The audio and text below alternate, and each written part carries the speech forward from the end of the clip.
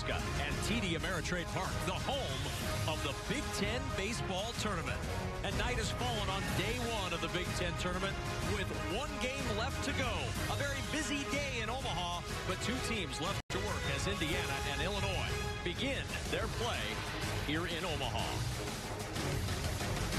BTN is on hand for the Big Ten baseball tournament and the final game of our quadruple header, featuring the number 4 seed Illinois taking on the number 5 seed Indiana. In bracket 2, we saw Minnesota get past Michigan State 3-2 earlier tonight. The winner of this game between Illinois and Indiana will play Minnesota tomorrow night. The loser of this game on the brink of elimination. They'll play Michigan State in the elimination game tomorrow afternoon. Michigan, Purdue in bracket 1 start off the night session tomorrow. Game 1 of the day tomorrow, Iowa taking on Ohio State. Hi again, everybody. Alongside Scott Pose, I'm Kevin Kugler. Great to have you with us tonight as we wrap up day 1 of the Big Ten tournament with two very potent offensive teams. Well, these teams both can swing it. Illinois has the potential Player of the Year nationally in Brent Spillane. He's already won the Big Ten Player of the Year. In Indiana, they know what a two-strike swing is, but they just don't use it very much. They swing for the downs each and every time they're at the plate. We're in line for some great offensive fireworks tonight. Well, no question about that, and you'll notice it right away when you see these two teams on the field. It was a hard-fought series between the two, Indiana winning earlier in the year. Both of these teams with good success over the course of their histories in this tournament with 4 Big Ten tournament titles each program, looking for number 5 for each here in Omaha this week. And there's the batting order for Indiana, and there's Matt Gorski in the middle. Good luck getting around him. Well, he's had a great year this year. He's a center fielder playing left field, but he can do it all. He's got some speed, so he can hit the gaps. He can hit the home run, but he's an anchor in the middle of this potent Indiana order. And trying to shut him down, Quinn Snarskis and the scouting report for the Illinois right-hander.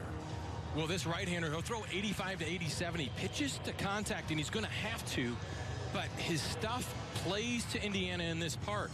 You got to encourage them to hit the ball in the air, to hit it to the deep part of the park, because it just doesn't carry well here, and it certainly doesn't carry as well as their home field in Bloomington. So look for him to throw off-speed pitches and fastball counts. That can give Indiana trouble. Two teams pitch it well. In Illinois defends better than anybody in the conference, leading the league with a .980 fielding percentage. And this defense can really pick it. They can go get it in the outfield. It's a real good defensive team, and you see that with most of the teams in this tournament. They can field, they can pitch, they can hit a little bit. These teams can hit a lot bit. We'll see how they fare at TD Ameritrade Park and the spacious dimensions of this ballpark as we get it underway. Game 4 of our quadruple header today on BTN.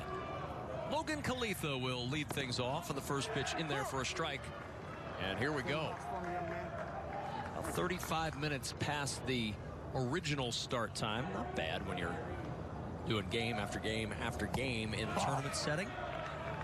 And have had great weather all day long here in Omaha. It's been fantastic. Warm, muggy, breeze blowing in. Not a bad day for baseball. Good off-speed drops in. 1-2 the count on Logan Kalitha. Well, been a beautiful day, but the operative word on the weather was no rain. Hasn't been any rain whatsoever. In fact, gorgeous skies, partly cloudy at times, but we've seen plenty of the sun. 2 balls, 2 strikes. 84 degrees tonight. Clear skies. That southeast wind at about 10 miles an hour. Welcome sight for any of these Big Ten teams that have been dodging raindrops and in some cases snowflakes over the course of the season. The 2-2 to Logan Kalitha. The 2-2 coming from Quinn Snarskis, who over his last 31 2/3 innings pitched, Scott, he's allowed just 6 earned runs. Calculates to an earned run average of 1.71. So he's been very effective for Illinois. The 2-2. Drops sidearm and missed. 3-2. Well, he goes Laredo. He drops down to try to change the release point and view that Logan Kalitha has on his pitches, and you try to catch him by surprise, but Kalitha works back to the full count. 3 balls, 2 strikes on Kalitha. Fouls it away. Nice little battle to start the game. Khalitha doing just what a good leadoff man does, Scott. Working the pitcher, giving his teammates, if nothing else, a chance to see a lot of what Snarskus throws. Well, that's exactly right. You try to drive that pitch count up early, but give everybody in the dugout a view of what he's going to do in the plan of attack for that night, as it changes game to game depending on the pitcher's stuff. And there's cold. Strike three. Khalitha trying to coax ball 4 out of home plate umpire Michael Conlon, but he rings him up here. Well, it's a pitch on the outside corner, too close to take. And Snarskus hits his spot to get the first out. Danon Hughes, the third member of our crew, as we watch Indiana in this first inning. Danon, this is not the first time this year that they've been in this building, is it? Well, you guys, we always talk about taking advantage of opportunities. The Indiana Hoosiers, amidst a 5-game losing streak, got here about 13 days ago en route to go into Lincoln to play Nebraska.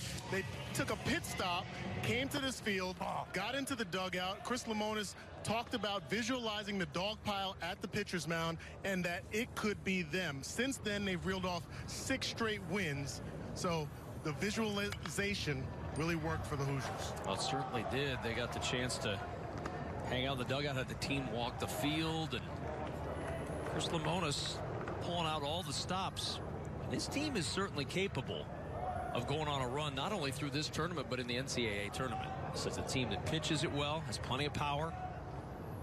The 1-1, and the pitch misses outside 2-1. You really saw it about a week ago when they won at Louisville. Louisville's a team that a lot of people think can make some significant noise in the NCAA tournament. Indiana took it to them on their home field and beat them. Well, what's not unrealistic for this Indiana team, if they go on a run here, they quite conceivably could host a regional. They've been on the outside, meaning the outside of the top 16. They've been ranked as high as 18, 19, but right in that area. They go on a run here. Teams in front of them invariably are going to lose because this is going to be championship week all over the country. They could sneak into that hosting spot based on their facilities in the year that they've had. Good pitch by Snarskus, and there's 2 down as Lloyd goes down swinging. Well, this is how Snarskus works. He's not going to wow you with velocity, but he's going to throw tantalizing pitches that are close and get you to expand. And that's a changeup that's on the outside part of the plate. Lloyd expands, goes down swinging. Matt Gorski, the batter. We highlighted him at the top of the broadcast. Gorski's a guy who can hit, can run, has a little pop, can do it all. First team all Big Ten conference selection. You see the numbers on the season against Illinois pitching. One of those home runs, 4 runs driven in. The 0-1 to Gorski. 1-1 the count. There's the home plate umpire, Michael Conlon. We'll hear from him as we go along. You can see right there, if you're looking real close, the microphone on his shirt. We appreciate Michael Conlon agreeing to be mic'd up. Chance to hear a little bit inside the game from our home plate umpire. The 1-1 on the ground to the right side. Massey is there. The throw to first, and a quick 1-2-3 inning for Snarskus on the hill for Illinois. Indiana nothing. Illini coming up. Baseball tournament continues tomorrow on BTN. Batting order for Illinois.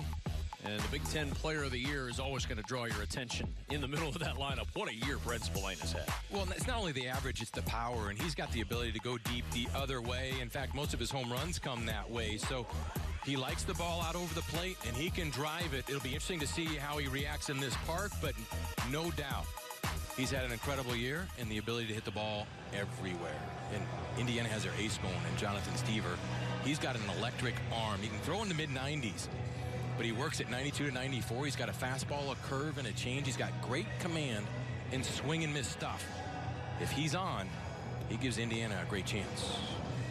5-4 record, a 3.08 earned run average, 94 strikeouts. He came into the day leading the Big Ten in strikeouts. Allgaier ends up with 9.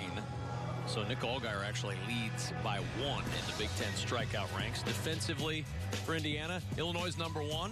Right behind him is Indiana in fielding percentage. And another thing that they've done a really good job with this year is controlling opponents' running games. They've only allowed 30 stolen bases all year. Feynman's done a great job behind the plate for them to neutralize that game. They've got speed in the outfield. They have 2 center fielders out there in Khalitha and Gorski. And Sowers has a cannon in right field. They're a solid defensive team. They can swing it, and they also, that pitching staff, one of the best ERAs in the country, in the top 10. That makes them a formidable foe late in the season in a tournament setting, and much less the NCAA regionals. First pitch, a strike to Zach Taylor to start off the bottom of the first.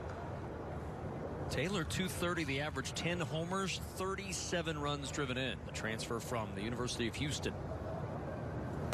1-1 the count.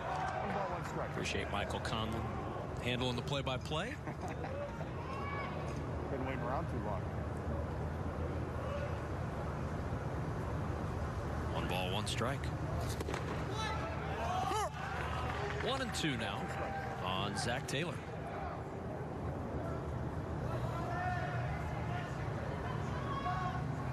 Finished 6th in the Big Ten this year in home runs. Did the junior from Downers Grove, Illinois, Zach Taylor. And Taylor, fly ball to left. Gorski is there. And there's one away. Hard to get the ball to carry at night in this ballpark, Scott. Took the words right out of my mouth, because we saw Carey today in the heat. But much like old Anaheim Stadium, at night, the ball just seems to die. And if you can get him to hit the ball in the air, and the speedy outfield that Indiana has, it plays right into Indiana and their defensive abilities.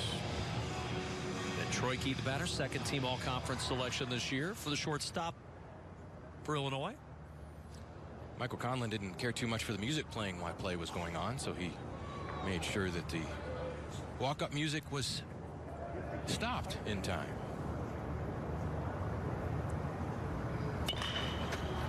Chopper foul, 0-1. Michael Conlon, not only the umpire, but a music critic behind the plate. And wanted very little to do with Motorhead.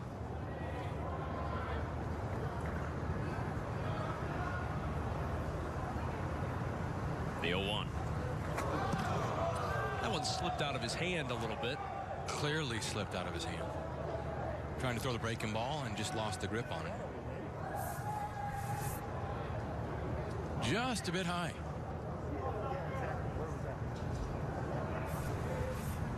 Buzzed the tower there a little bit.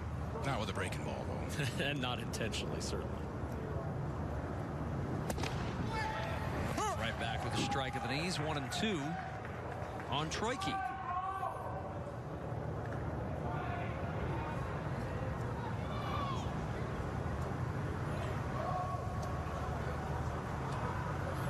The 1-2 pitch to Troike.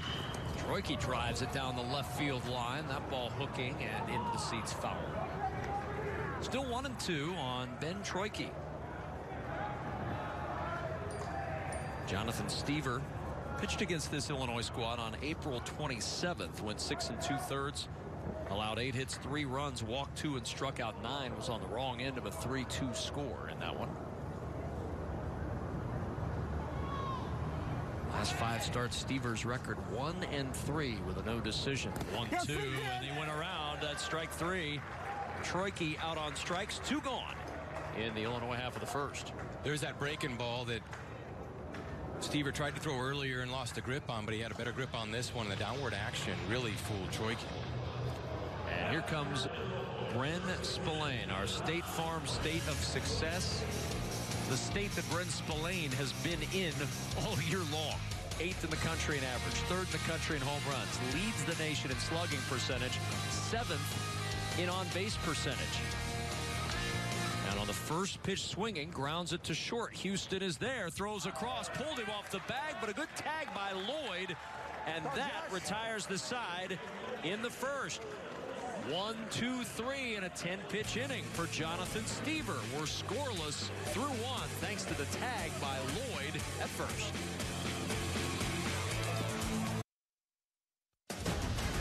The Big Ten Baseball Tournament on BTN is brought to you by SoFi, official lending partner of the Big Ten Conference. Personal finance to fit your goals. And by Meyer, official home gating headquarters of the Big Ten Conference. Your home store advantage. Back in Omaha, Nebraska, day 1 of the Big Ten Baseball Tournament. Wrap it up with the 4th game of the day. Logan Sowers leading it off for Indiana. And the first pitch from Quinn Snarskas, a swing and a miss for strike one. Good look at the numbers for Logan Sowers. Made third team all conference this year. Oh.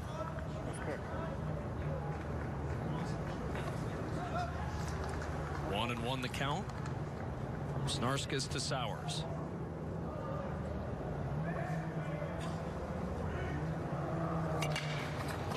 On the ground to second. Massey's got it. The throw to first in time, and there's one away.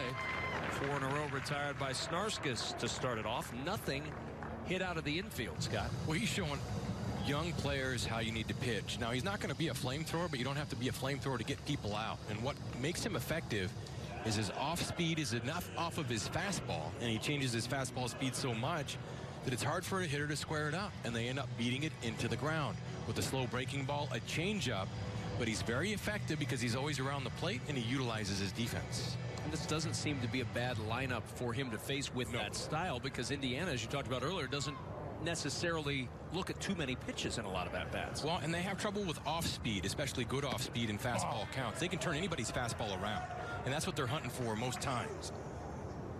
But you get a pitcher out there with some good off-speed, and it can neutralize a very potent lineup like Indiana's. They're going to have to find a way to make an adjustment. Swing and a miss, and it's 1-1.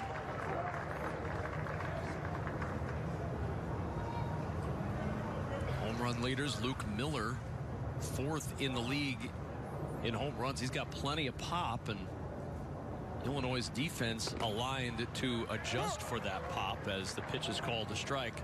Back, look at left field. Look how deep Turchin is in left. Well, that's as deep as we've seen a left fielder play, because the scouting report for this park is everybody's been playing shallow throughout the entire day. Every team has been, but not in this case, because the Indiana reputation has preceded them, and they are just swinging for the fences nearly each and every time, which plays great in Bloomington. Their park is an airport. It's the closest to Coors Field in the Big Ten that you can have, and that's how they're built. Chris Lemonis makes no bones about it. But in a park like this, in a neutral setting, you're going to have to make an adjustment, because it's a lot different hitting here than it is anywhere else in the country. So you got to figure out a way to hit a gap, hit a line drive in a gap, hit the ball the other way. I've always felt like at night you could add on some numbers to those dimensions and not really be too far off. 335 seems a lot further away in this ballpark at night than it does in the day.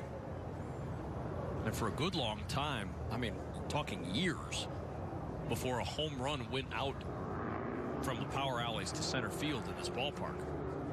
3-2 pitch. Miller fouls it away. And I don't think you'd need a third hand to count the number of home runs that have gone out, certainly at night, over center field. Two have gone out in that batter's eye that you see in center field. 2.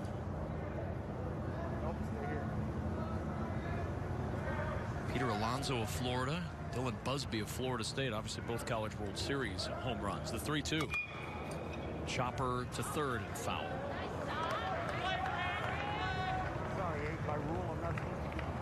When you think about that, all of the games that are played in this park, 2 have gone out in the batter's eye. Last 5 Big Ten tournaments, 40 home runs last year at Bart Kaufman Field, 10 2 years ago here, 12 at Target Field in 2015, and then 5 in 2014 here.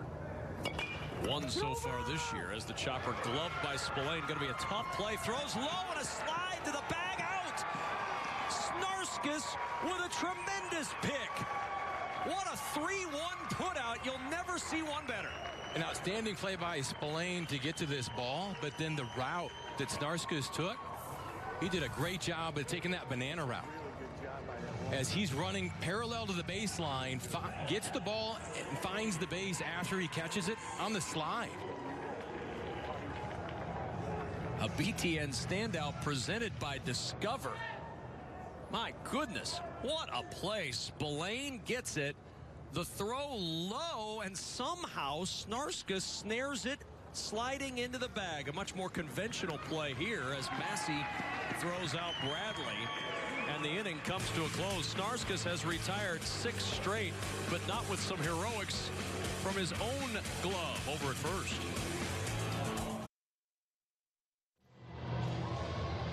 of the second inning. Indiana, Illinois, scoreless here in Omaha. Kevin Kugler, Scott Pose, Dane and Hughes, our entire BTN crew. Tip of the cap to our crew today. They have been at it since early this morning, and guess what? They'll be at it again early tomorrow morning. Another 4-game day in Omaha tomorrow. We've got some great baseball today, though, as Massey will step in. Michael Massey looks at the first pitch from Steverlow for a ball. It's Massey, Mahalik, and Turchin, 4, 5, 6 in the Illinois lineup. Massey carrying a modest 6-game hitting streak into tonight's game. Jumped out of the batter's box to take a hack at that one, and it's 1-1.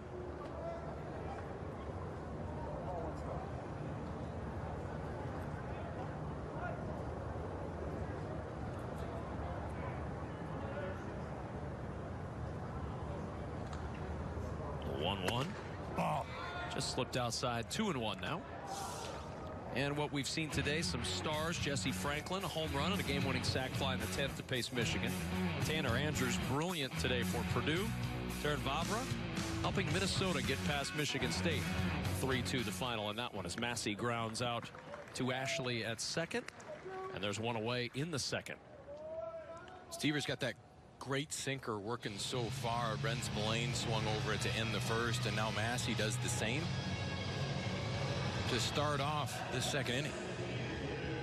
To a hitter, when Stever's got that pitch working, what does the hitter see from that pitch from Stever's hand? Well, you got a fastball coming in, but then you see it if you're a lefty boring away and going to the outside corner, and when you have to make your decision, he's throwing hard enough that it's hard to make that adjustment late to get the barrel to the middle of the ball, so you're swinging over the top of it. Popped up foul territory. Long run for Lloyd, trying to avoid running into the wall. He does a good job of that. Now that's 0-1.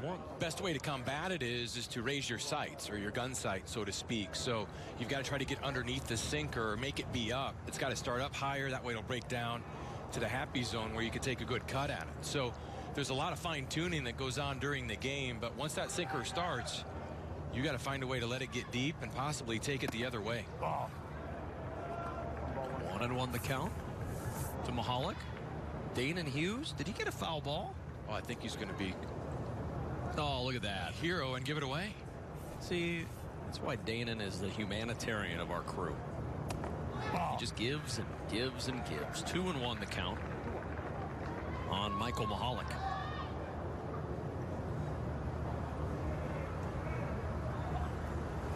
What we didn't see is the kid handing Danon the ice cream that was agreed upon for the trade. 2-2 to Mahalik.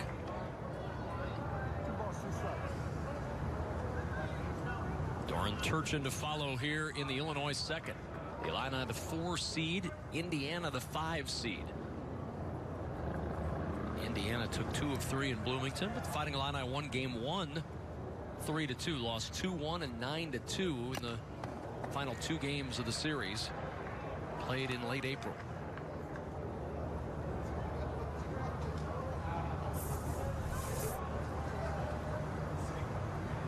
Right back off the mask. So you see, you want to be a catcher.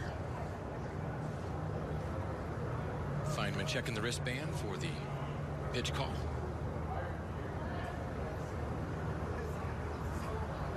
The 2-2. Bounced to the dirt, now 3-2.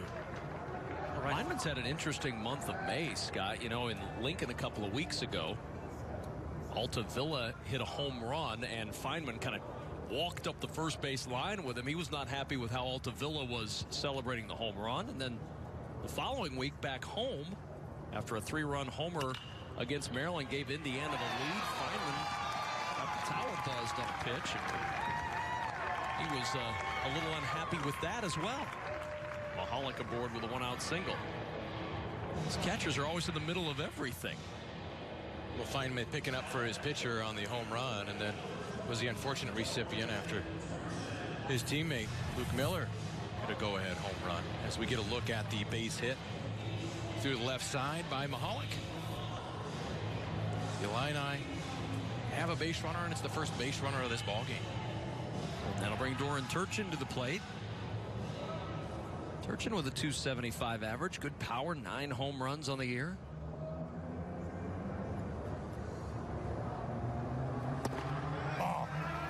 Turchin, the junior out of Oak Creek, Wisconsin, good enough to be third-team All-Big Ten selection this year. Went 2 for 12 against Indiana pitching in that April series, but did have 2 stolen bases in the series. 2 of his 11 on the year. Good lead at first as Turchin waves and misses. Illinois offense in the regular season, 274 average.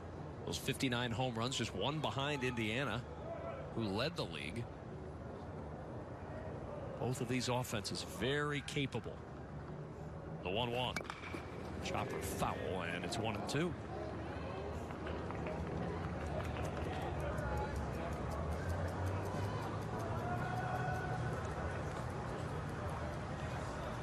Great night at downtown Omaha, Scott. Man, beautiful. Can't really ask for better weather to start off this Big Ten tournament.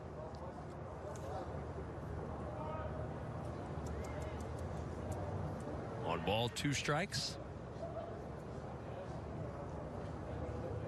Mahalik at first. 2-2 now on Turchin.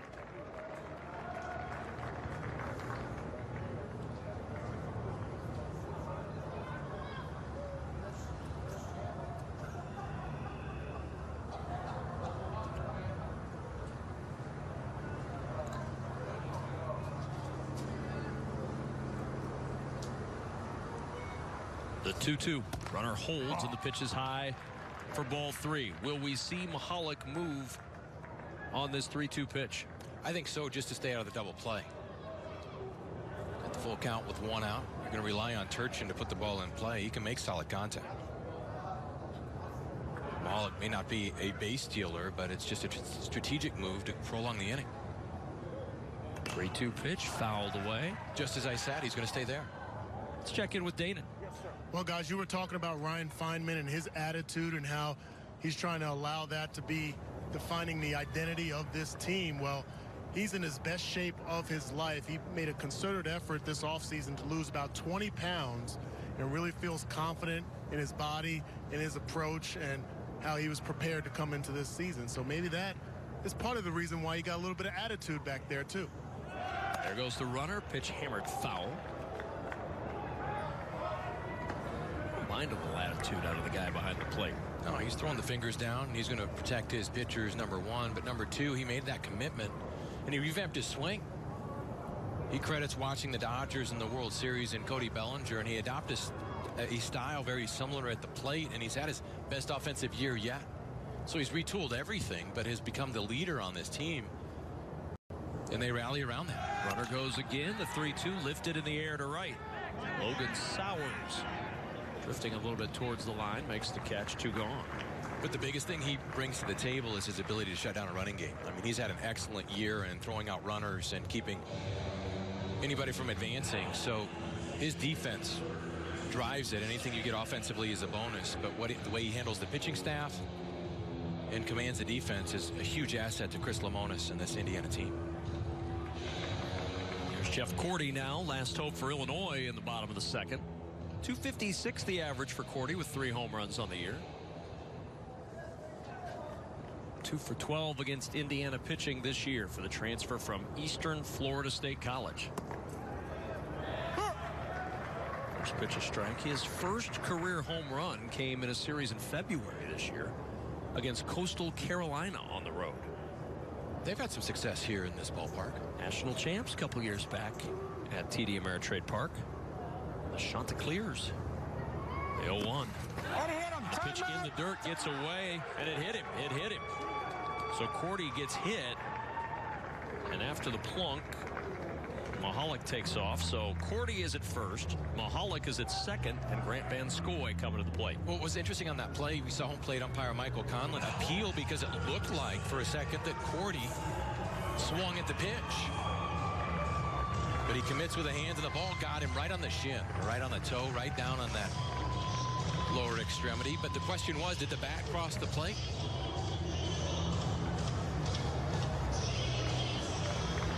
No, didn't look like a swing from this standpoint. It didn't for Michael Conlon, who appealed it. Right. and they've got it right on the field. The question is, did it in fact hit him? But you're going on sound there if you're Michael Conlon, because you can hear those two little thuds, or at least a little nick of a body part. He did, and so the base is awarded. First and second, 2 out for Van Scoy. And Grant Van Scoy looks at ball 1. Runners at first and second. Mahalik at second. Cordy at first. It'll be kind of a cool moment right now for Grant Van Scoy. Grew up in nearby Papillion, Nebraska. Southern suburb of Omaha. Get the chance to play on this field. He went the circuitous route, Southeast Community College out of Papillion La Vista High School, and then on to Illinois. In his first year, 241, the average on the year. The 1-1. 2 balls and a strike. There's Dan Hartlip, 13th season as Illinois head coach. Pretty impressive winning percentage. He's done an outstanding job at Illinois, but he knew 3 years ago that this team was going to be good this year. He knew before anybody else did. Just the timing of the athletes and who he had coming in and the seasoning it would take. But the Illini have excelled this year. 2-2 now on Grant Van Scoy. Nationally ranked for most of the year. Easy for me to say. But they are one of the teams picked to go to the NCAA tournament before this tournament even starts. It's a credit to him and his coaching staff on the athletes that they bring in and the job they do year in and year out.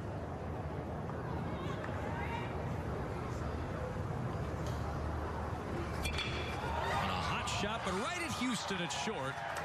And the side is retired. 2 men left in the Illinois second inning. We've played 2 scoreless innings here in Omaha. The 2018 BTN Big 10K is coming to Soldier Field in Chicago on Sunday, August 12th. Represent your school in the 10K and 5K races and then enjoy an incredible post-race tailgate. Registration is now open. Go to btnbig10k.com right now. Scott Pose has been asked not to sign up this year. It was just too much for most of the runners to handle with Scott being there. So Scott has been asked to sit this one out this year until he, quote, slows down. Ryan Feynman, Drew Ashley, Jeremy Houston, 7, 8, 9 in the Indiana order. As Feynman grounds this one to third. Van Scoy picks it up. And the throw across in time for out number 1. Boy, what a start for Quinn Snarskis. He has retired 7 straight.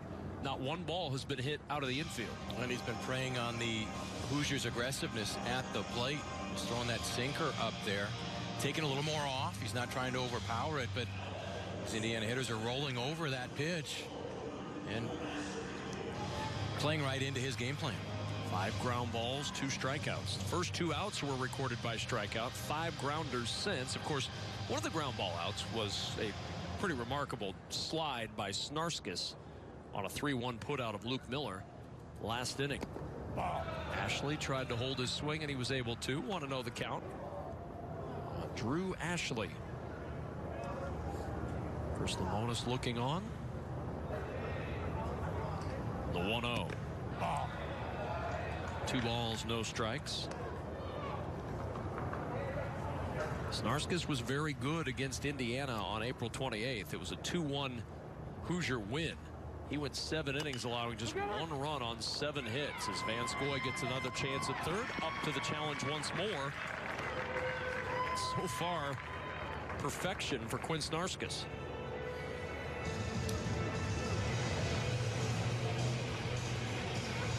I've seen this before and experienced it. I can go into a story here way back when in the old days, but we got to the regional in 1989. And after going through our conference tournament, which had a number of flamethrowers in it from the University of Texas and Texas A&M, we played a little school called Lemoyne that made all the way to the finals. And they didn't have a pitcher that threw over 85 miles an hour, and they had a changeup. And they got to the finals because they're pitching like Snarskis is they got all of us in Arizona State and everybody to swing over these pitches because it looks so big, but you overswing and you just beat it into the ground. And you've got to find a way to block that off and make the adjustment if you're Indiana. But if you're Illinois, keep doing what you're doing. Let your defense help you and see if you can put up a couple runs to support it. It's not a bad defense to lean on, the top fielding percentage defense in the Big Ten Conference. But when you're geared up to hit the fastball and you're used to hitting, 90, 95, and you can turn that around, you got to stop looking for it at some point, and you got to make the adjustment. 1-1 to Houston. Right back through the box, Snarskas with another good glove play and an 8-pitch inning. Shuts the door on Indiana in the third. Good start for Snarskas in a scoreless ball game. And Schwarber sends it high in the air, deep toward right field, and that ball is gone. A home run, and Indiana takes the lead on Kyle Schwarber's second home run of the Big Ten tournament and his 12th of the year. That's number 38 in the career of Kyle Schwarber. What a day that was. The now Chicago Cub. That is not Kyle Schwarber. Our 10 big years presented by Auto Owners Insurance. Kyle Schwarber with that bomb. That was quite a championship day here at TD Ameritrade Park. They just kept opening section after section after section as more and more fans came in. They got to see Kyle Schwarber go yard in that one, giving Indiana the victory. Logan Kalitha drifted over to left center to make the catch off the bat of Jack Yalowitz. The last 5 champions in the tournament, only one of those 5 was the regular season champion. That's that Indiana team in 2014. Indiana in the tournament, rather 2 times. Indiana regular season and tournament champions in Illinois, Michigan, Minnesota, Ohio State, Nebraska, Iowa. Regular season and tournament champs. There's Chris Lemonis, head coach of Indiana, trying to make that pattern hold true with Minnesota winning the regular season, and they want to make that run and win this conference tournament championship. Taylor flew out to left in the first inning. Ball 2 outside, 2-0 on Taylor.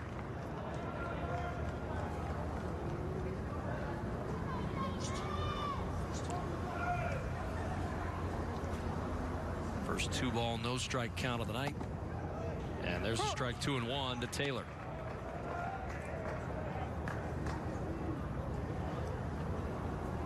Taylor had a 28-game reach base streak earlier this year. It ended in late March against Northwestern, but he started his first year in an Illinois uniform on fire. Big swing to center. Kalitha was playing in. He'll have to back up to make the catch. 2 gone.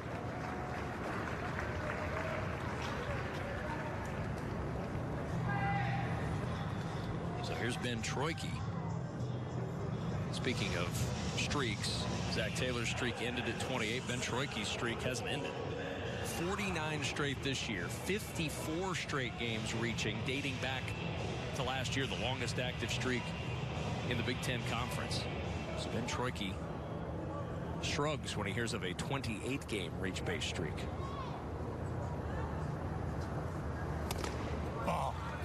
1-0 the count on the sophomore from Tinley Park, Illinois, Ben Troike. Streak aside, Dan Hartleb loves the defense that Troike provides in the middle of the infield. So he's been a very consistent and one of the best defenders that he can remember in a while. And it's an asset to have him out there for the Illini, anchoring the middle of the infield.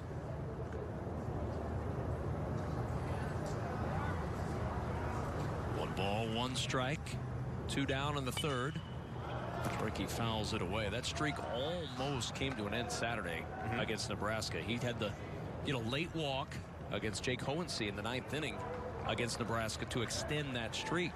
I believe you were on the call for that game. I saw it happen, and it came right down to that last at bat. But honestly, I don't think Troike even thinks about that once while the game's going on. He's just playing hard, and it's worked out that way. But he can put some good at bats on some folks, meaning he's not going to expand the zone. He's going to make the pitcher throw strikes and battle throughout the count, just like he's doing now. Works the 2-2 count off of Stever as that breaking ball bounced well in front of the plate. Spillane hoping to get a chance with a runner on. Going to need Troike to reach as the 2-2 pitch comes in from Jonathan Stever. a liner, nice timing by Ashley at second base at the top of his leap to pull it in a 1-2-3 inning for Jonathan Stever. We're through 3 scoreless in Omaha.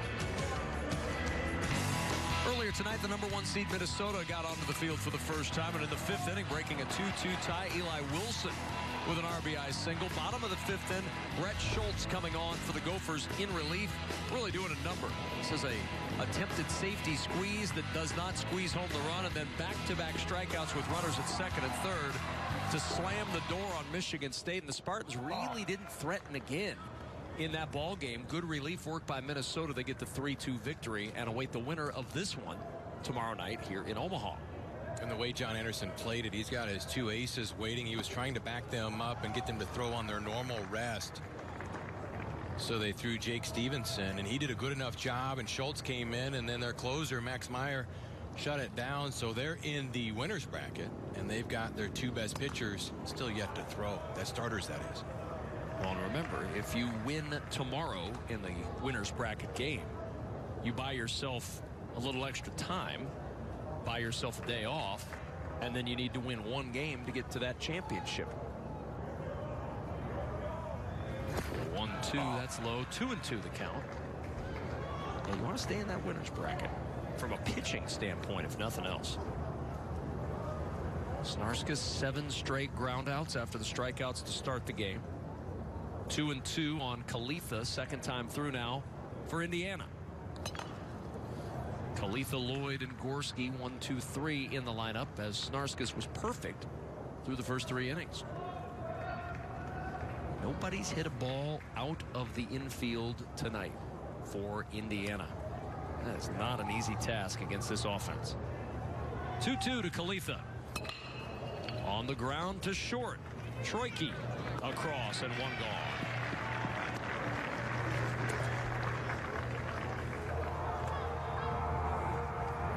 One out in the 4th inning.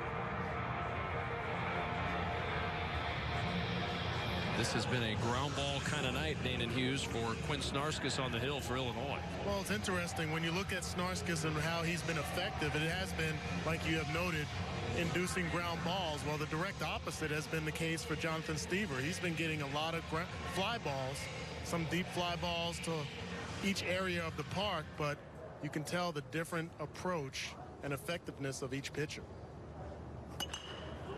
Lloyd fouls it away. 0-1. Illinois had Matt Lloyd's number this year, 1 for 11 at the plate, including the swinging strikeout in the first inning. 4th time in those 11 at-bats that Lloyd struck out. The 0-1 to Lloyd. Wave and a miss, and it's 0-2.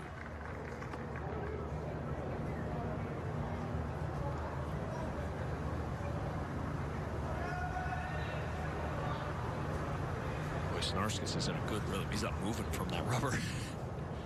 Standing, waiting, and dealing. A bouncing ball foul. Matt Lloyd, another one of the players at the Big Ten tournament that has some local ties right across the river. He attended Iowa Western Community College. 2 Hawkeyes did too, in Matt Hoeg and Tyler Cropley. But it's a testament to the program that's going on over there, what Mark Rardin has done, as the Iowa Western Reavers are poised once again to go to the College World Series in Grand Junction. But it's become a hotbed and a pipeline for some Big Ten programs because they produce some good players of late. Matt Lloyd, we were talking with him earlier in the year, and he said the reason I went to Iowa Western is because I saw Scott Pose go there. And that was all the impetus I needed. The 0-2 called, strike 3, and Lloyd down on strikes. 3rd strikeout for Quinn Snarskas, and there's 2 gone here in the 4th. That's a fastball on the inside corner. It's a steady diet of off speed, away, and it sets up that fastball. Snarskas hits his spot and continues this hot run that he's been on.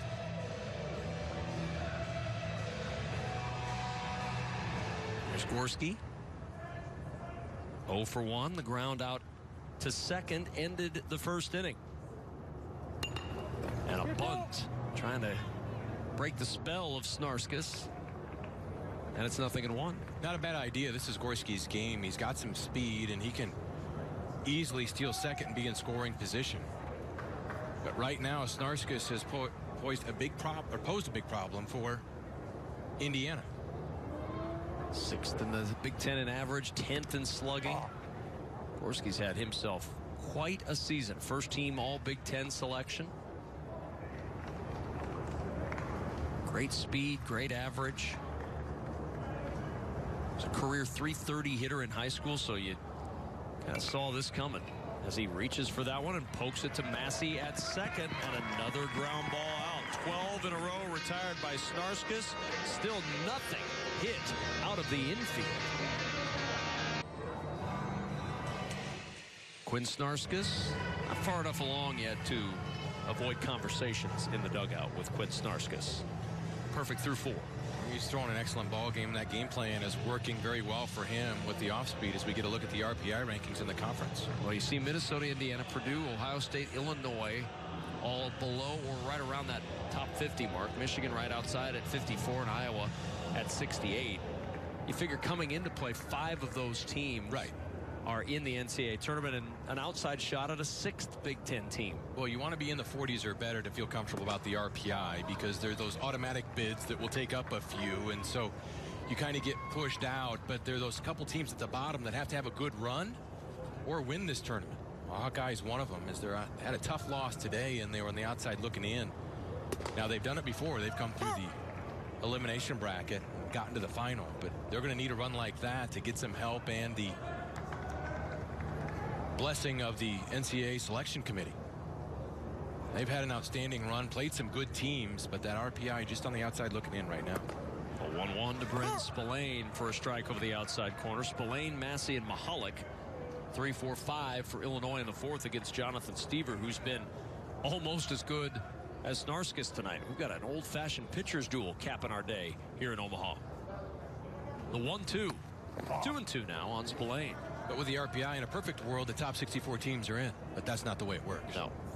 Now, it's been very chalky so far here in Omaha, which bodes well for those teams, at least, that are hoping that somebody doesn't come in and swipe a bid from a bubble team. Illinois might be construed as one of those bubble teams right now. The 2-2. Fouled back. Illini 5-5 record against the top 50 RPI this season, so they've had good success. And by comparison, Indiana has played 17 top 50 teams. They're 7-10.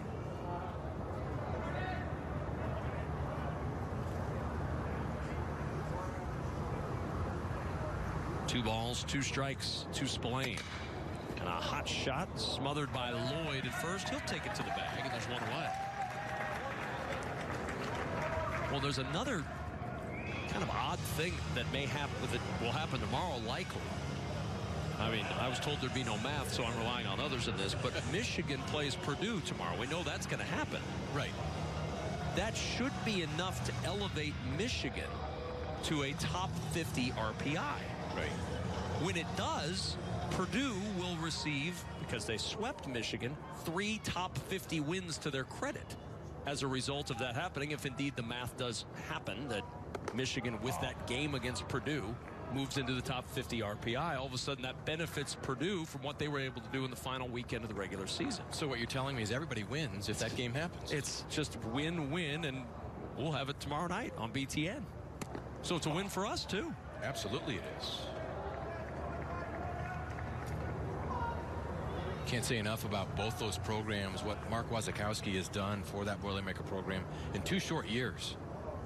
Doubled the win total a year ago and then gets them to the number 2 seed and has those players believing, and they play great team baseball, not unlike Minnesota. 2 balls and a strike. Speaking of 2 good head coaches, Lamonis on your right, Hartleb on your left. They're matching wits right now. Coming back to Michigan, Eric Bakich has done the same in changing the culture at Michigan. 2-1 popped up. Foul territory. Feynman and Lloyd converging. Feynman able to make the catch. 2 up, 2 down in the 4th. Well, a game that was billed for its offense is turning into a pitcher's duel because both pitchers are doing very well, but in a different manner as we get a look at Feynman watching this ball track back and come back to the field. He hangs onto the mask the entire time. Well, at least that way you're guaranteed to never stepping on it. And it's easy to put right back on. So Mahalik, who holds the only hit of this ball game, steps up. 2 down in the 4th.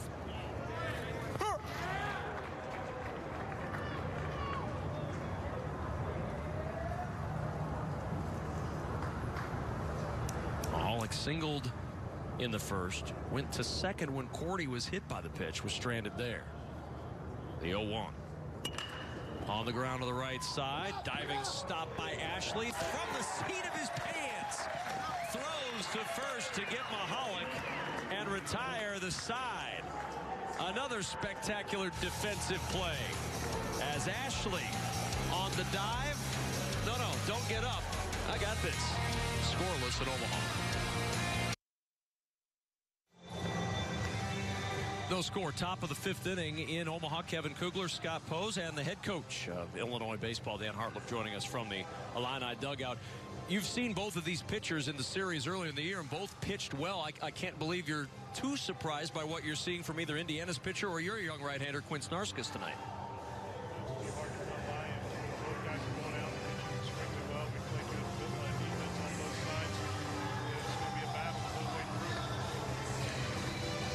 Having a little trouble hearing Coach Hartlib down there on the dugout steps. A little technical difficulty. So, Coach, let's try to one more question. See if we've got this figured out, Scott.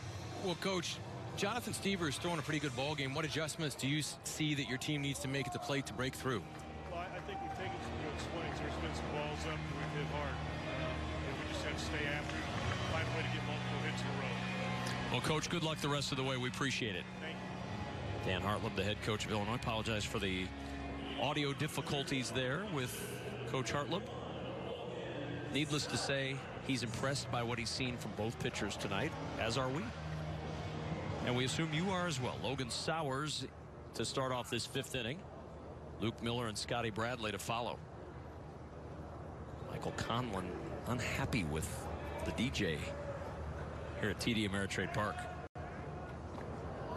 Logan Sowers takes the first pitch for a strike. Quinn Snarskas perfect through 4 innings here in Omaha. Stever's allowed just 1 hit and hit a batter. It's the sum total of offense from these 2 potent teams. 1-1 on Logan Sowers, who grounded out to 2nd in the 2nd. All outs recorded from Snarskas tonight by strikeout or ground out. 1-2 on Logan Sowers.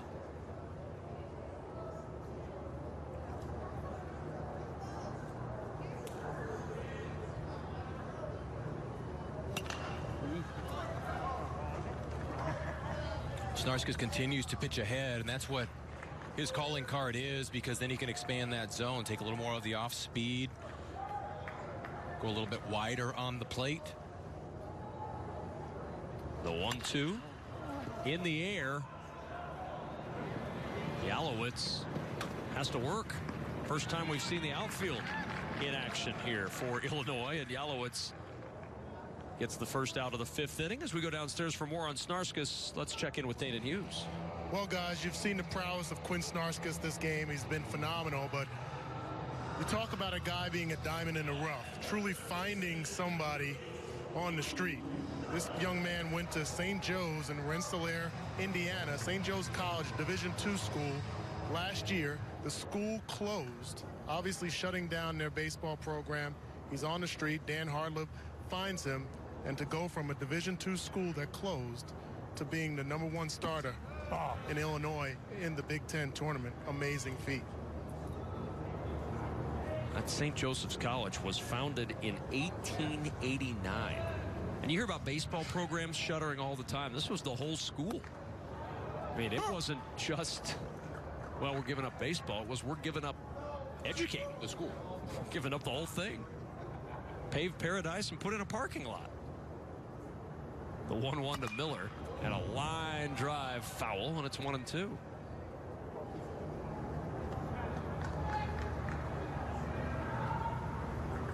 Luke Miller, last 6 games, hitting .458 with 4 homers and 9 runs driven in. So you're saying he's hot? I am saying that, yes. There's no doubt. The 1-2. 2-2 now. Snarskas cooled him off in the second inning. He had a ground ball to first that Spillane ranged off the bag to get. Snarskas covering, and Spillane had to throw it low. Snarskas sliding into the bag, reaching behind him, picked it, and got there for the out. The 2-2 misses wide, 3-2. Well, Luke Miller has the ability to get the big hit, and his home runs, the majority of them have happened when his team's down or to tie a game. But none bigger than what he came up with against Maryland, because he hit the go-ahead home run, and Maryland was never able to recover in that series, and it allowed Michigan State to sneak into this final spot. And there's the first base hit. Luke Miller, the reigning player of the week in the Big Ten Conference, continues to be red hot. He's aboard to start off the offense for Indiana. They start it with one out in the fifth. Well, he gets a pitch on the inside part of the plate, stays balanced, but the most important part, arrives on time to hammer this through the left side. And Snarskas was just one out away from matching the longest perfect start in ballpark history. Connor Wade of Arizona did it against UCLA back June 17th of 2012, went 4 2/3 innings. So close, but the hot bat of Luke Miller ending that string, 4 1/3 perfect. For Quinn Snarskas is Scotty Bradley out in front, 1 ball, no strikes. 1 on, 1 out. There goes the runner, swing and a miss. The throw down to second, and Miller is safe. Stolen base for Luke Miller, his first of the year. Well, Chris Lemonis, knowing that Snarskas is a strike thrower, he's going to try the hit and run. Miller takes off. Bradley swings over the top, but watch this slide by Miller. Goes on the outside and gets that right hand in just ahead of the tag. And he slides the outside part of the base away from the infielder trying to tag him.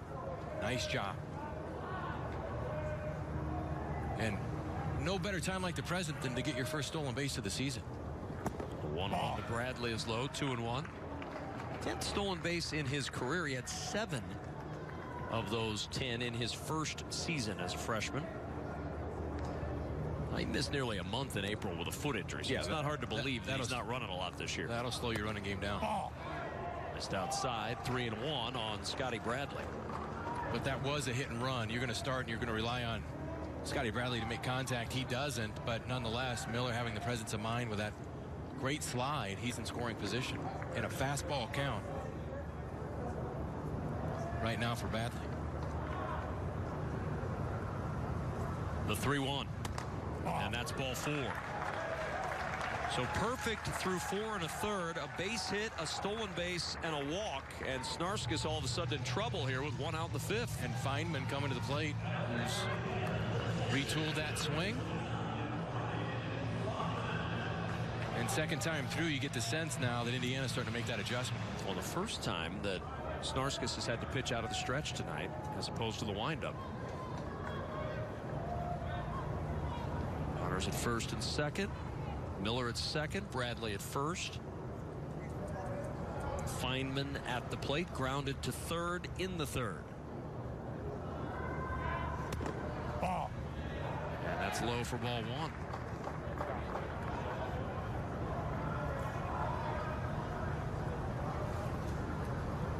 Coach Lemonis looking on with Feynman at the plate.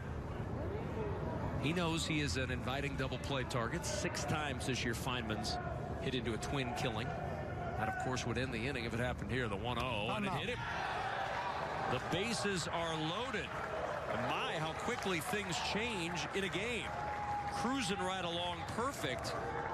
Single, walk, hit batsman, and the bags are full with 1 out in the 5th. Well, you see Cordy go out there to calm down his pitcher. Now, Dan Hartlib is one of the 2 programs in this conference that allows the catcher to call the game, Minnesota being the other. So Cordy is like a coach on the field. Now Drew Dickinson's going to come out.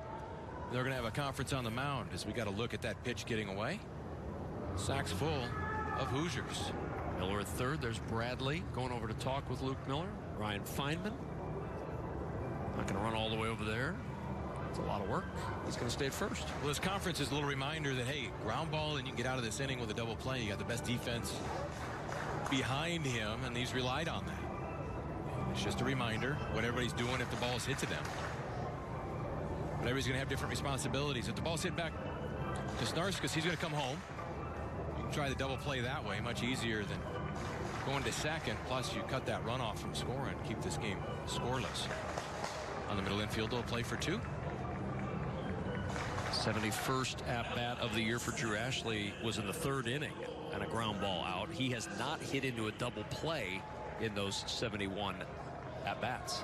These two guys are thinking about coming home with the ball if it's hit hard to them, because the hardest double play to turn oftentimes is either the pitcher to second base or that long one from first to second back to first where the pitcher may have to cover. Everybody else is going to be going to second. Chopper to third. Like I said. Home for 1. On to first, no throw. And now they're going to throw behind the runner at third, and he's safe. Very close with Scotty Bradley taking the big turn at third. They almost got him from behind. Instead, there's 2 down and still scoreless here in Omaha. Van Scoy has the play right in front of him. It's a hard ground ball to third. They're going to come home and cut off that run and make sure of the sure out. And nearly on the throw back from Cordy, nearly got Bradley as he was rounding the base. 1 out's made, nobody scored. And it's that ground ball. Snarskas did a good job to come back to get that fielder's choice and that ground ball to third base. So the bag's still full. And it's up to Jeremy Houston to try to plate the first run of the ball game. He's driven in 21 this year. 1 ball, no strikes on the number 9 hitter, Jeremy Houston.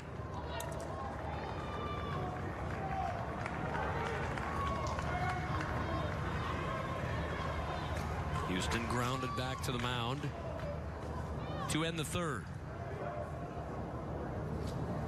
2 for 8 this year with the bases loaded. He's driven in 4.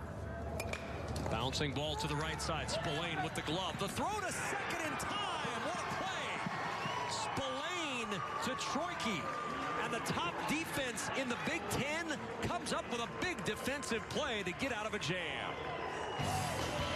Spillane's only plays to second base. His momentum's carrying in there. It's a heck of a play by the Illini defense. Bottom of the 5th inning, a scoreless ball game between Indiana and Illinois. Kevin Kugler, Scott Pose, and the head coach of Indiana baseball, Chris Lemonis. Both pitchers looking awfully sharp right now. Coach, what do you need to do to break through against this Illinois pitching staff?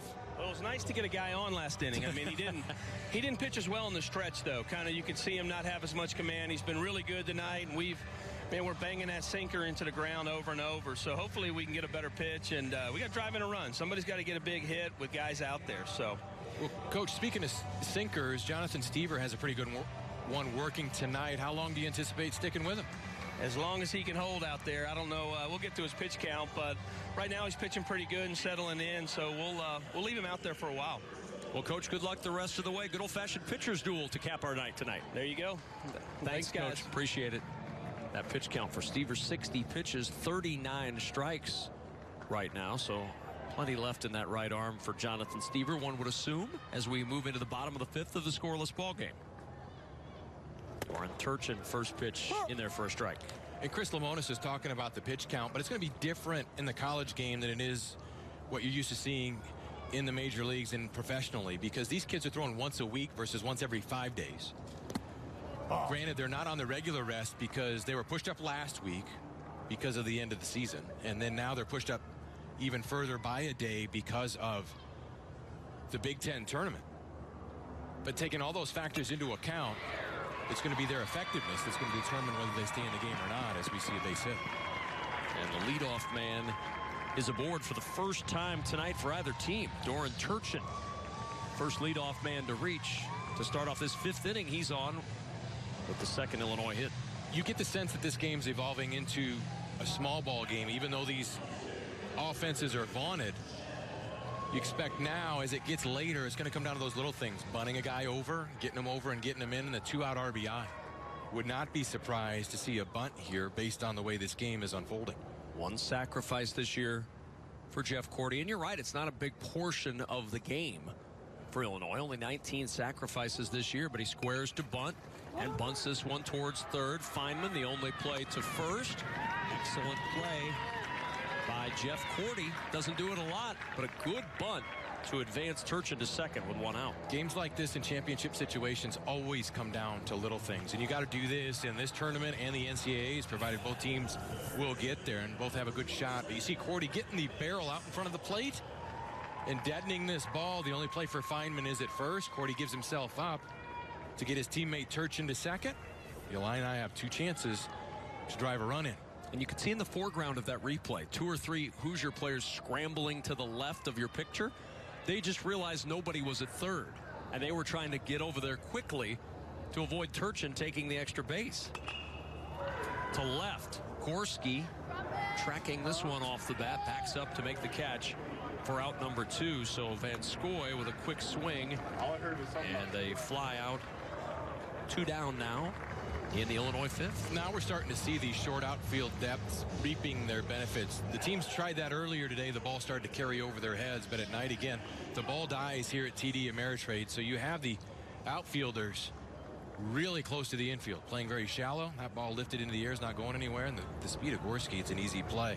So once again, it's going to come down to a 2-out RBI opportunity if the Illini want to score in this inning. Look how shallow those guys are across the outfield. A little bit of depth and right, but not much as Jack Yalowitz steps in.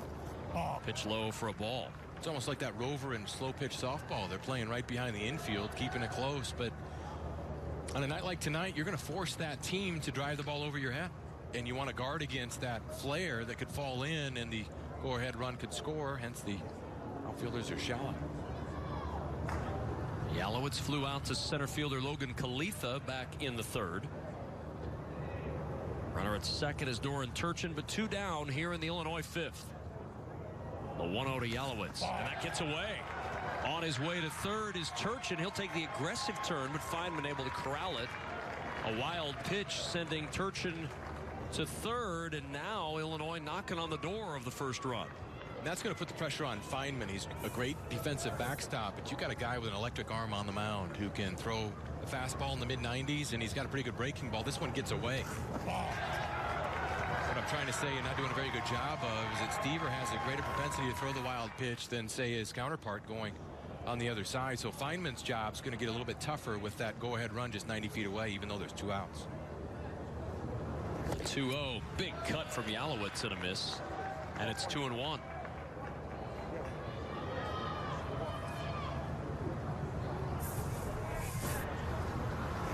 Enough life on that fastball. Yalowitz behind it. Stever's got a good one. He's got that high spin rate, but he throws a lot of movement. He's been tough on Big Ten hitters all year. 2-1. Swing and a miss. 2-2. Now Stever's just saying, here it is, hit it if you can. I expect him to stick with that fastball until Yalowitz can prove that he can make the adjustment. Climb the ladder a little bit more with it. Well, you got a 2-2 count. You don't want to play around too much, but if he showed that he's going to go after that pitch, keep throwing it. Here's the 2-2. Did go up. Didn't bite. 3-2. Now no room to play around. If you're Jonathan Stever. Top of the order, Zach Taylor waiting on deck. He'd love to get a chance with runners at the corners. The 3-2 pitch. Swing and a miss. Yalowitz out on strikes. Jonathan Stever back into the Big Ten lead for strikeouts with that one, his second of the night, and a big one as Yalowitz swings through. Early in bracket 2, Minnesota with a 3-2 win over Michigan State. The Gophers advancing to tomorrow night's game against the winner of our Illinois-Indiana clash going on right now. Michigan State will play the loser in an elimination game. We start the day tomorrow, 10 a.m. Eastern, Iowa and Ohio State. First elimination game of the Big Ten tournament. And then the winner's bracket game in bracket 1, Michigan and Purdue. A rematch of the final weekend of the regular season that was all Purdue. See if that is going to continue or if Michigan can turn it around in the Big Ten tournament. Bouncer to second, backhanded by Massey. The throw to first, and Logan Khalifa running hard up the baseline, but he's out. First out here in the 6th as Quinn Snarskas continues to work very effectively. Indiana with just 1 hit through 5 1/3 innings. The good defense continues for Illinois as Massey backhands this ball, makes the routine play. But ground ball after ground ball, a little bit of trouble in the 5th, but other than that, Snarskas has cruised, particularly with the top of this order, and they're normally very aggressive. The top 3 hitters 0 for 7. 2 strikeouts, both by Matt Lloyd as he looks at ball 1. He's had enough of that. He was going to show a bunt at least to try to bring in Van Scoy so he could possibly hit the ball by him. Include Logan Sowers, top 4 hitters 0 for 9 tonight. The 1-0. Of course, we only have 1 hit. There's a lot of 0-fers out there. Yeah. Snarskas has been very good. Both pitchers have been terrific tonight. Throwing up goose egg after goose egg here as we play in the 6th. The 1-1. 2 balls and a strike now on Matt Lloyd.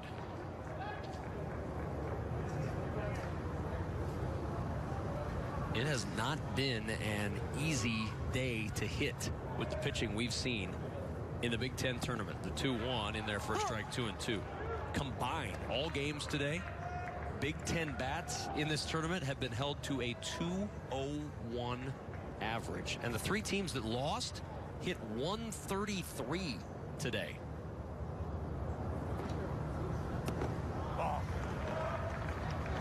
Three balls, 2 strikes to Matt Lloyd. We've seen 18 runs in 3.5 games. 8 of those 18 coming from Purdue. Well, you're seeing a lot of aces going on this day 1 of the tournament. Pitching has dominated the story, and it's been closely contested ball games. 3-2 pitch, reaching for it to stay alive. Lloyd fouls it off.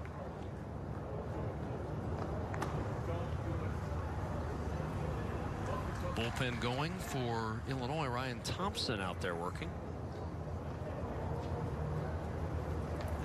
This will be the 80th pitch for Snarskas. And there's ball 4. Lloyd becomes the first member of the top 4 in the order to get on base tonight. He draws the 1-out walk, and that'll bring Matt Gorski up. Lloyd not necessarily a threat to steal. He has attempted 4 times. Been successful on 2 of them. But in a game like this, you never know. You might take a chance if you're Chris Lemonis. But now you have runners on for the middle of this Indiana order that can hit the ball all over the park.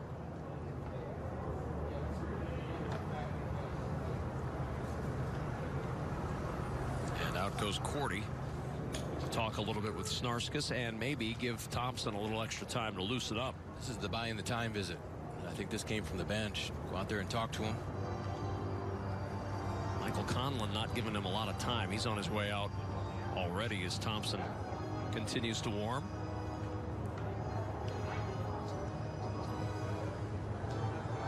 Don't forget, coming up when we're done here in Omaha, the big show will have complete highlights and post-game reaction, plus a preview of what's ahead. Elise Menaker, Michael Huff are preparing one heck of a show. It's in fact the big show coming up when we're done here. And speaking of being done, Quinn Snarskas is done. 1 hit, 1 out into the 6th in Omaha.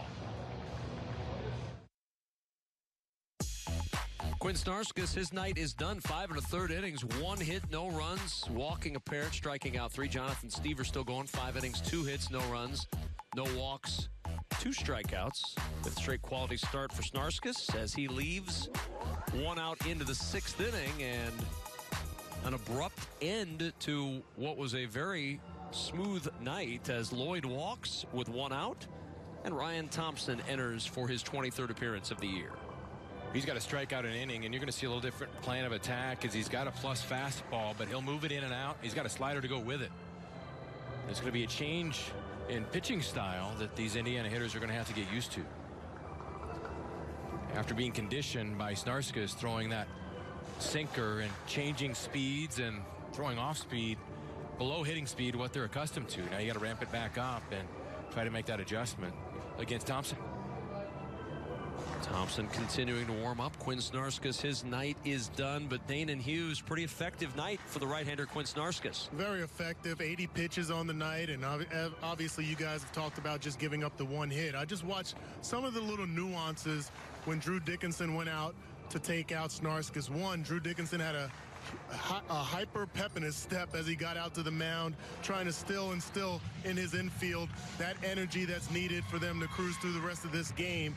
And then Snarskas didn't give Drew the ball, actually gave the ball directly to Thompson. So these guys are ultra competitive, and they're recognizing that this is not a situation to feel down about for Snarskas. He had an amazing night. Leaves his team in good position.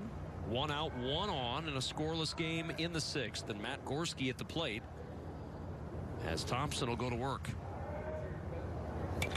First pitch swinging, grounded to third, to second for 1, on to first. That's around the horn, and that's a double play, and the inning is over.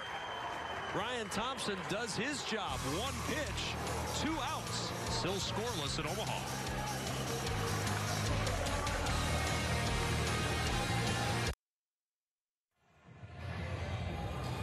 Midnight on the East Coast. That means for our director, Pat O'Connor, it's 4th meal time. So you're going to get food shots right now. Big Ten tournament titles. Ohio State, Minnesota, Michigan, all with 9 tournament titles. Illinois and Indiana with 4 apiece. Iowa with 1. Illinois and Indiana hoping to go on a run here in Omaha, solidify not only their NCAA tournament berth, grab a 5th title, and for Indiana, maybe work their way into a hosting situation. Not out of the realm of possibility. Top of the order now for Illinois. Zach Taylor bounces it fair down the third base line. Taylor around first. It caroms off the face of the grandstand, and Taylor with an easy leadoff double. Well, the top of the order, 3rd time through, gets on top of this sinker and hits it down the line. It caroms off the wall, but not before Zach Taylor's into second base easily. It's a leadoff double for the Illini. And now it's their job and the task to get him over, get him in. 12th double this year for Zach Taylor. And Ben Troike now the batter. All the winners today have had to execute at one point or another, and this is that time for the Illini. It's a game, Scott, that neither team has had very many chances. No, they haven't. And you can't count on getting many chances the way these two teams are pitching right now. Take advantage when you get it. I think we're going to see old school, square, and that's why all the signs are being flashed by Feynman right now. Defensive coverage is on. 2 sacrifices this year for Troike. And they're in on the corners, anticipating the bunt.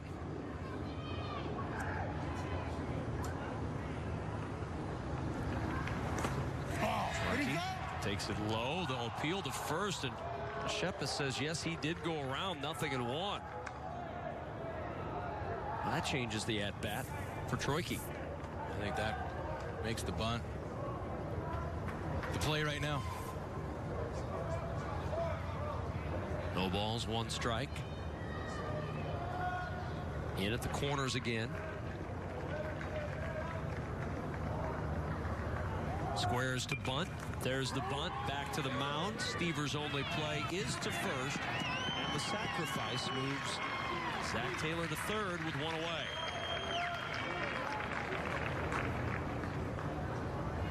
Well, you got a base open. The question is for Indiana, do you pitch to Brent Spillane? I know how I would answer that question. Would that be a no? That would be a no. Walk him and set up the double play? Good bunt by Troike. Nice job of deadening it. The only play for Stever was at first.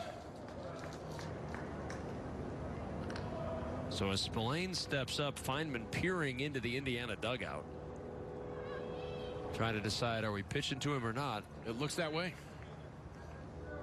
But are they really?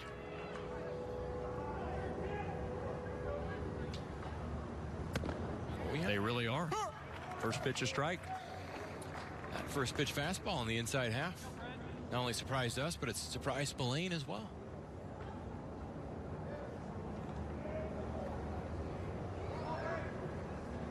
Brent Spillane trying to give Illinois the lead in the 6th. Taylor at third with 1 out. 1-1 the count on the Big Ten Player of the Year. Plan of attack is to get that ball in so Spillane cannot extend. His pop's on the outside part of the plate. This one gets away inside. Came in with slugging percentage this year of .944. The Big Ten record is .913. Darren Fletcher had that record in 1987. He's going to lose that record this year. But it'll stay in the Illinois family as Bren Spillane is going to set the Big Ten slugging percentage record. He leads the nation, Scott, by almost 100 points in that slugging percentage category, and it'll be the best slugging percentage for any player in the country since Ricky Weeks back in 2002. The 2-1. In on the hands, it jammed him into foul territory, and on the run, what a catch. And Lloyd gets a big out as he snares that pop off the bat of Spillane in foul territory. 2 gone. Can't talk about the execution enough of Jonathan Stever in this at bat. He comes in and gets a strike, showed away, and then comes back in and ties up one of the best hitters in the country. And another BTN standout presented by Discover. Not only a standout for the catch, but a standout for the stakes and the batter involved. Exactly right. That's the go-ahead run. We haven't had a score yet, and yet you're facing one of the best hitters in the country, and Stever executes. Well done. So it's up to Michael Massey now to try to pick up his team with a 2-out base hit down a strike. Hitting .275 this year with 2 outs. Illinois trying to get something done with runners on base. 0 for 5 with runners on, 0 for 4 with runners in scoring position. The 1-strike pitch misses outside. 1-1. Massey grounded to second, fouled to Feynman, the catcher. Stever trying to work around a leadoff double.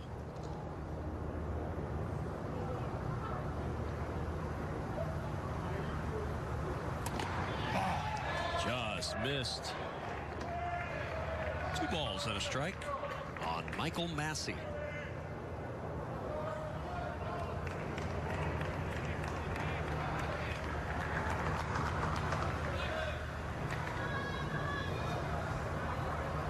Taylor at third. The 2-1 pitch. Low ball 3. Mahalik would be next, the right-hander. Fastball just down and away. Creates that offensive situation for the Illini with 2 outs. Stever has not walked a batter tonight until right now. Massey draws the 2-out walk, and that puts runners at the corners for Illinois at Michael Mahalik. It creates the option if this gets to be a deep count, meaning Mahalik gets 2 strikes on him. Illinois can try to steal a run. In college, first and third becomes an offensive situation with the box steal, with Massey leaving early and stopping and creating the rundown and forcing the Indiana defense to make a decision. That is a possibility should the count dictate it. We're going to have a visit to the mound here, probably discuss that very situation. Kyle Bunn making his way out, pitching coach for Indiana. Currently no action in the Indiana bullpen. This is going to be a skull session on how to pitch Mahalik, but also set the defense. No infielders are going in to get any instruction, so this will be strictly a plan of attack discussion.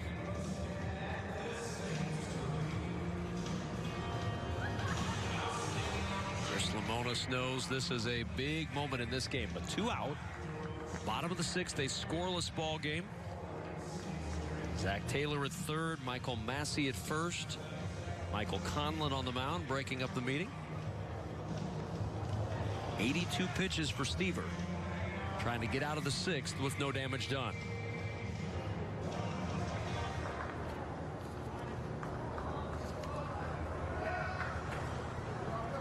Illinois, like Minnesota earlier, has awfully good work at the back end of the bullpen if it gets to that point. Team ERA leaders, Indiana at 2.85, the top ERA mark in the Big Ten, 5th best in the country entering play this week. In the dirt, trickles away from Feynman. No advance from third, but Massey to second on the wild pitch. They didn't discuss that. But a nice job by Feynman at least to keep it in front to prevent a run from scoring. You're not necessarily concerned if you're Indiana with Massey at first. As Zach Taylor had ideas of coming home, but saw that that ball did not bound away far enough because of the nice job that Feynman did. How about the fact that that's a wild pitch in each of the last 2 innings for Jonathan Stever? He had 1 wild pitch in 90-plus innings coming into play tonight. The 1-0. 2-0 now to Michael Mahalik.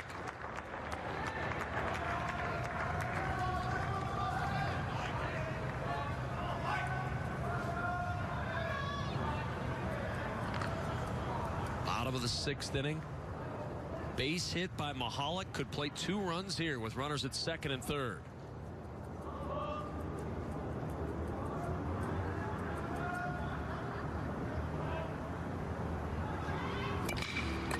Bouncing ball. Shortstop Houston. Gloves. Throws. Throw wide. Everybody safe. Headed home with the second run is Massey, and it's 2-0 Illinois. A 2-run error. And Illinois grabs the lead in the 6th. Well, an unfortunate play for Houston. He makes the play, but the throw drifts on him. Lloyd tried to come off the bag to make the play, but could not. And as the ball bounded away, that allowed Massey to score from second base as well. Taylor came across on the initial throw as this one just comes up the line. Lloyd could not come up with it. The ball bounds away, and as it heads towards the outfield, that's what allowed Massey to come around to score. Across the air for Indiana.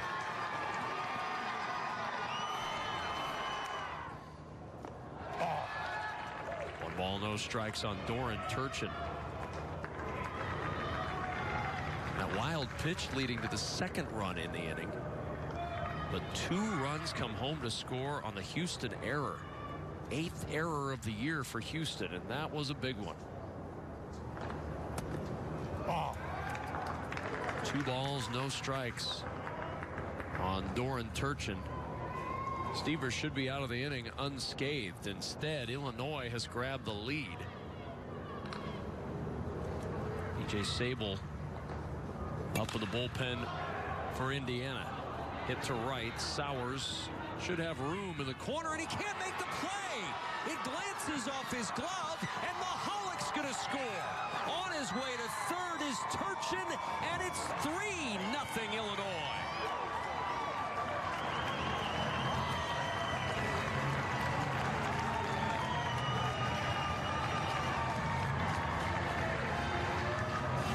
Defense letting the Hoosiers down in this inning. Illinois will take it, no doubt, as Turchin hits it hard into right field. Sowers is going back on the ball, drifts just a bit. And I think he blocked his own vision as that ball hits off his glove. Either way, he cannot come up with the ball. That's going to allow another run to score. The Illini are up by 3. 3rd error of the year on Sowers. And Stever really pitching in some tough luck now. Jeff Cordy at the plate. Cordy fouls back the first offering. It's only the 2nd time in the last 17 games Indiana's had as many as 2 errors. Boy, have these been costly. Well, they're magnified in close games like this. It's going to come down to those little things, and playing that defense is not necessarily a little thing, but it's something that you don't see very often are these errors that Indiana has committed to extend this inning. 1 hit in the inning. That was the double to lead off the inning. Just put the ball in play. You got to force the other team to make the plays. The Illini have done that. 2 balls and a strike on Jeff Cordy. Hit by a pitch in the 2nd. Sacrificed the last inning in the 5th. Dan Hartleb's been on the other end of a game like this before, I'm sure. Been in the game long enough, you've seen a little bit of everything. The 2-1 driven into right center field. Sowers drifting over, makes the catch, and the side is retired. 3 runs in the inning, 2 errors, a wild pitch, and only 1 hit. And Illinois with a 3-0 lead. If you want to see the first team all Big Ten participants, you'll see all but one of them right here in Omaha this week. Pretty good representation of that first team right here at the Big Ten tournament. 3-0 lead for Illinois. As we move our way to the 7th inning, Kevin Kugler, Scott Pose, Danon Hughes, Bren Spillane in the field now. Spillane in that 6th inning, he fouled out. It was 2 out, 1 on, and it looked like Indiana was going to get out of the inning. After a walk to Massey, Mahalik grounds out, you thought, to short, but a throwing error opens the floodgates, and then a dropped fly ball in right. All of a sudden, a 3-0 game. And Ryan Thompson on in relief of Quinn Snarskus goes to work against Logan Sowers and misses outside for ball 1. Hoosiers have their work cut out for them in these last 3 innings. They've got 9 outs to push 3 runs across to tie this game. Now, if there was an offense capable of scoring runs in a hurry, it's this Indiana offense. We've seen it a number of times. In fact, in the last couple of weeks, they've done that. But they're going to need to here in a ballpark that the ball doesn't traditionally carry or favor hitting the ball in the air. 2-1 now on Logan Sowers. Well, at some point, one would figure Joey Gerber will factor in for Illinois with his 14 saves.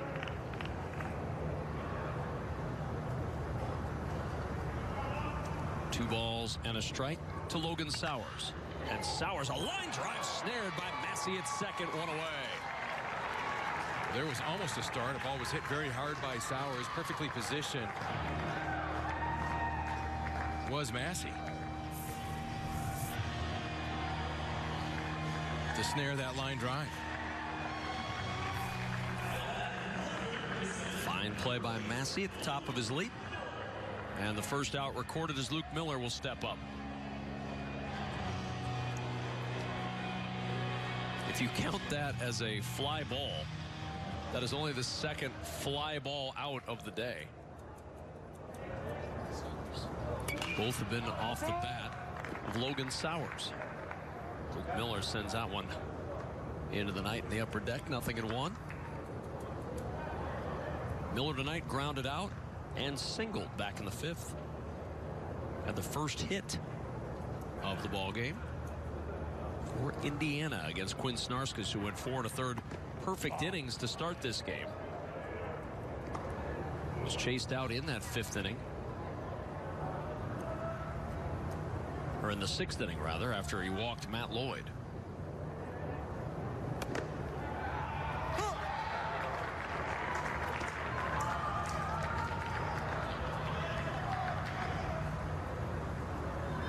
Miller down in the count, 1 ball, 2 strikes. Thompson ready to pitch. Still 1-2 on Luke Miller.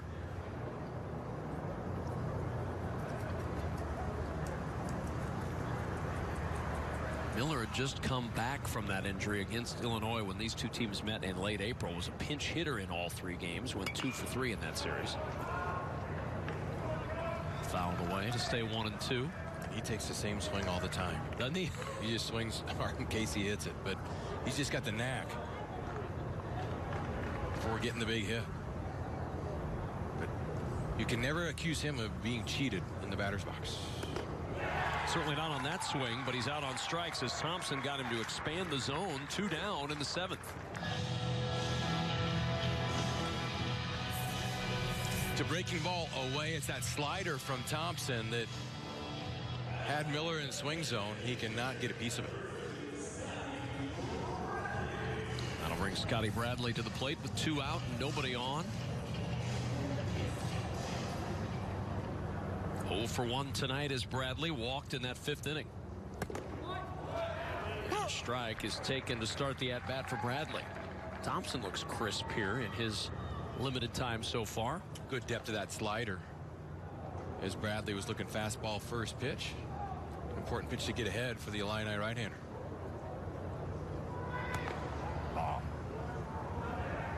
On and one, the shift on for Scotty Bradley. Well, we've got everybody pretty much on that side of the field because Scotty Bradley is a pull hitter.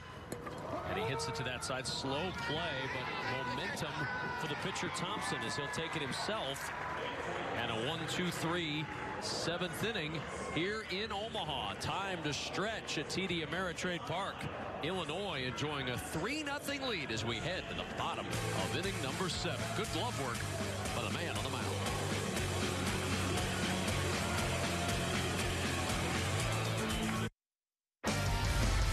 Miscues a huge part of this game, and the miscues burning Indiana last inning. The throwing error by Jeremy Houston, plating the first 2 runs for Illinois, and then a fielding error by Sowers in right, plates the 3rd run. All 3 runs unearned, all 3 runs direct result of 2 out errors.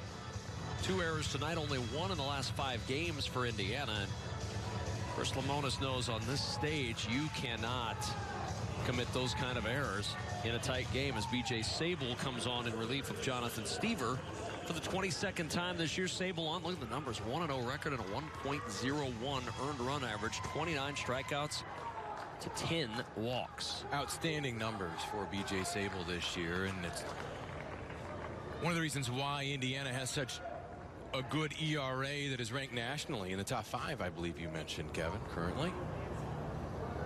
But Sable, one of those middle relievers that has given Big Ten hitters a lot of problems.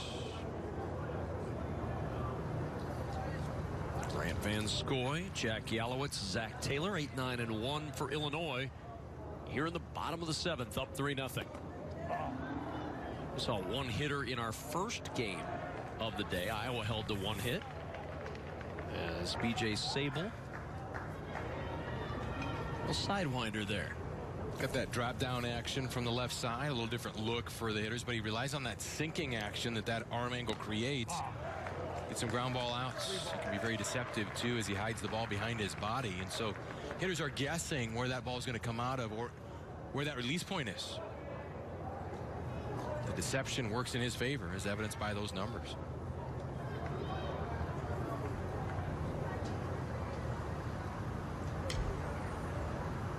The 3-0 pitch taken for a strike, and it's 3-1.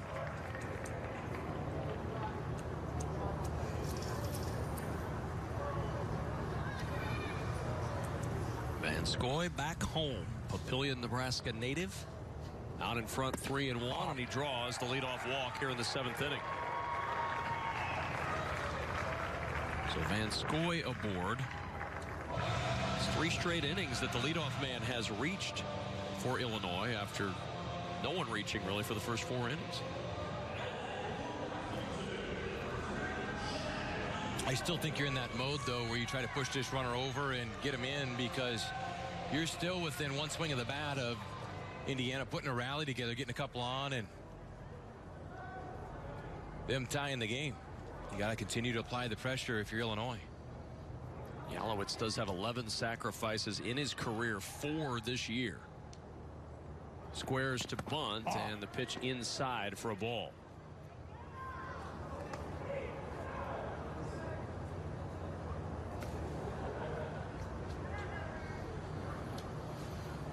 Illinois 0 for 8 tonight with runners on. In fact, there's not been a hit for either team with runners on base, with runners in scoring position, or with 2 out. The 1-0, high ball 2. And Sable, we told you about his impeccable control. It's been anything but that early in this outing. Been a strange evening on a number of accounts. But by rights, why what you said with the numbers the way they were, this game should be scoreless, and it should, but the miscues by Indiana have allowed the 3 runs to score. Now Sable running into some uncharacteristic issues with his control.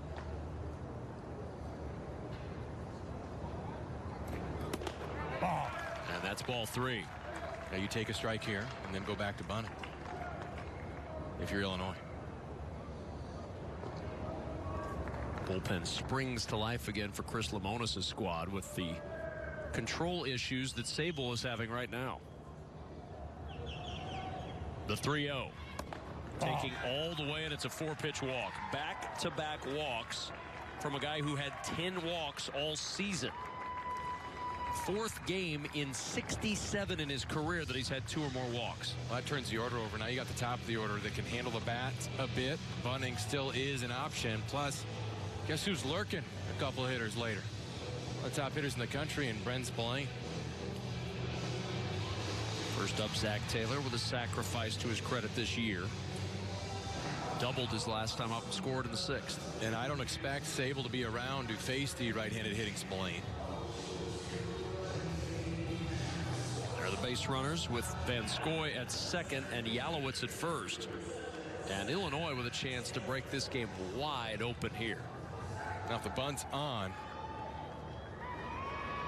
Taylor's going to want to bunt this ball down the third baseline. With runners at first and second, you want to force the third baseman to make a decision or come into field to vacate his spot to get those runners over. He does bunt. Bunts it foul. 0-1. Right-handed activity, as Scott speculated, up and going in the Indiana pen, and he may be about ready. Brian Hobby has been up and throwing. You don't have to be too fine with this bunt. There is plenty of grass over there to put that ball down in, and that's all you have to do. Now if you're dragging for a base hit, then yes, you want to make it right down the line or foul, but in this instance, get the ball in the grass away from the pitcher, you've done your job.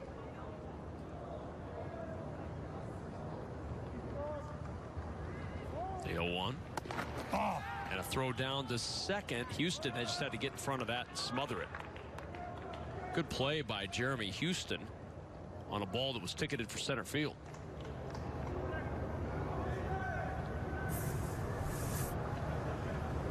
The bunt through, Feynman's going to throw behind, because oftentimes when you're expecting a bunt, the runner at second will get that secondary lead and get a bit too much.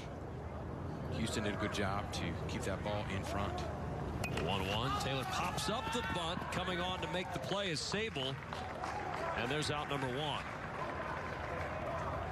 1. Not the at-bat that the Illini wanted. A nice job by Sable to throw that elevated fastball to induce the pop-up. But it's not going to be productive for Illinois. And I don't think Troike will be bunting here. So if they bunt the runners over, you got a base open, they'll just walk Spillane. Well, this may be the last at-bat for Ben Troike to try to keep his streak alive of reaching base that dates to last year. It could be. I don't think he's thinking about it, though. I think he'll trade a win for that streak. He probably will. 0 for 2 with a sacrifice tonight. Van Scoy at second, Yalowitz at first, and Troike takes ball 1. Previous 49 games this year, 54 straight dating back to last year. Troike trying to keep it alive here. And more importantly for his team, add to the 3-0 lead. 1 ball, 1 strike.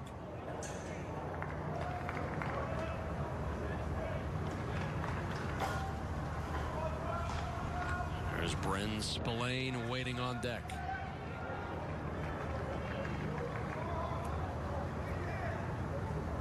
With right-handed activity, you would think B.J. Sable might be facing his last batter. I would concur with that assessment. The 1-1. And that is foul. Trying that right field line. Couldn't get it into fair territory. Now 1-2 on Ben Troike. Troike trying to stay inside that ball and shoot it to the right side. Got some work to do down. 1-2.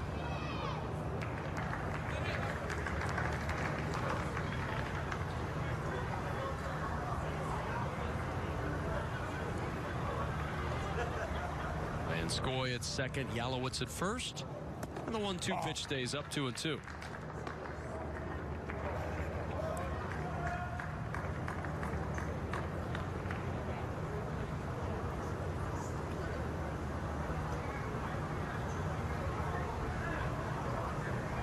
Big pitch here for B.J. Sable. Indiana can't let Illinois get any further out of reach. The 2-2 and a little looper into left. That's going to drop in for a base hit. Rounding third and headed for home is Van Scoy. He's going to score, and it's 4-0 Illinois, and the streak lives on. for Ben Troike, reaching base now 55 straight games. The RBI single extends it in the 7th. Well, it's a great at bat. He got a pitch that he could handle after trying to shoot the ball to the right side. He pulls his hands inside this fastball on the inside part of the plate. Has that base hit and an insurance run for Illinois. The bench likes it.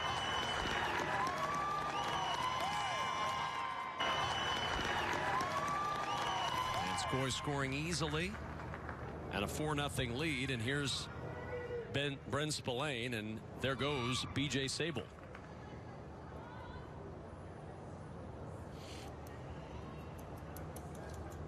Kyle Bunn making his way out. And B.J. Sable likely making his way out as well.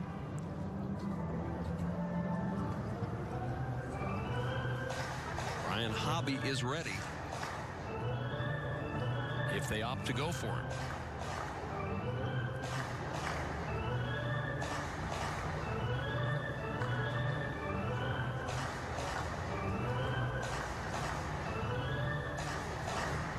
No move yet.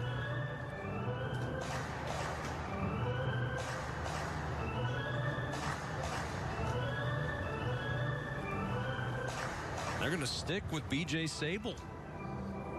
How about that?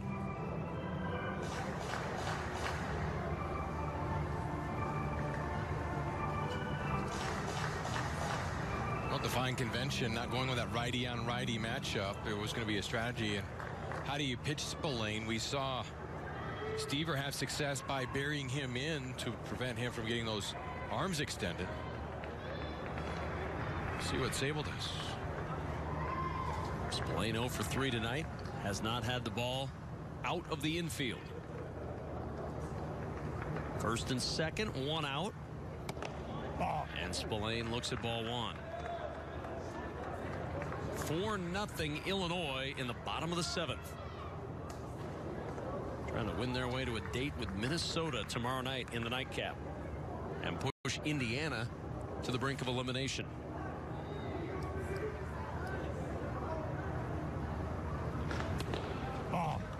Two balls, no strikes on Bren Spillane, who has really racked up all the awards you can rack up so far. Won the Triple Crown in the Big Ten regular season, is a semifinalist for the Golden Spikes Award. Big Ten Player of the Year, 10th Illini player to win that award, and led the nation in slugging percentage in the regular season. Pretty solid resume. Yeah, it's not bad. A lot of folks in this state, in Nebraska, were unhappy that Scott Schreiber, who had a fantastic year. He did, by all accounts. Didn't make first team all Big Ten, probably 9 years out of 10 with the record and the numbers he had. He's first team all Big Ten. No doubt. But not when Bren Spillane is playing the same position. The 2-1 swing and a miss, and it's 2-2. What a year Spillane had. Battled injury his first 2 years at Illinois. Was slowed in early April by an ankle sprain. He had it stepped on in that Maryland series. But that one didn't slow him up like the injuries we saw in the first couple of years. He only played in 5 games his freshman year. The 2-2. Chopper on the ground to the left side. Cutting it off is Miller. The easy play to second to get the force. There's 2 down in the inning. As Yalowitz goes to third, Spillane aboard for the first time tonight on the fielder's choice. Well, Spillane rolls over this one. Sable did a good job to pitch to him. Stayed away from his strength. Threw that off speed. It was the slider that got in. The Indiana defense takes the fielder's choice in the middle of the infield. First and third, 2 outs now. The Illini, 1 run in the inning. They're up by 4. Michael Massey scored one of the 3 runs Illinois put on the board in the 6th. He walked in that inning. Moved to second on a wild pitch, then came around on the back end of that 2-run throwing error by Jeremy Houston, the shortstop. 1 ball, no strikes on Michael Massey.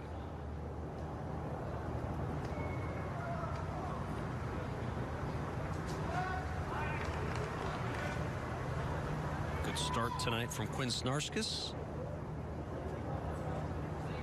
The 1-0. Lifted in the air, foul. That's out of play, 1-1.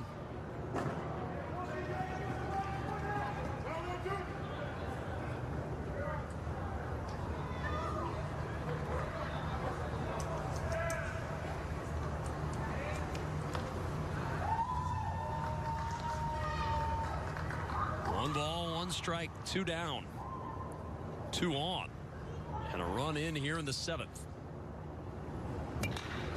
Driven to right, pretty well hit. Sowers going back. Sowers looking up, but it's gone. A 3-run bomb for Michael Massey, his 6th home run of the year. And Illinois has opened it up in the 7th.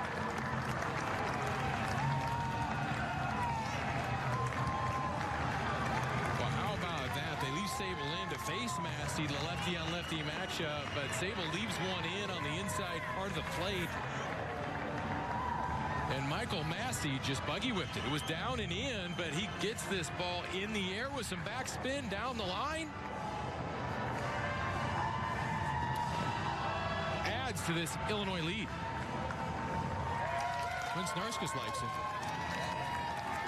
So does Michael Massey. 3-run homer for Massey, chasing Sable, who had allowed 3 earned runs in 26 2/3 innings before tonight. 4 runs in 2/3 of an inning in the Big Ten tournament. And Illinois has taken a tight pitcher's duel and turned it into a rout. New pitcher, we'll tell you about him when we return.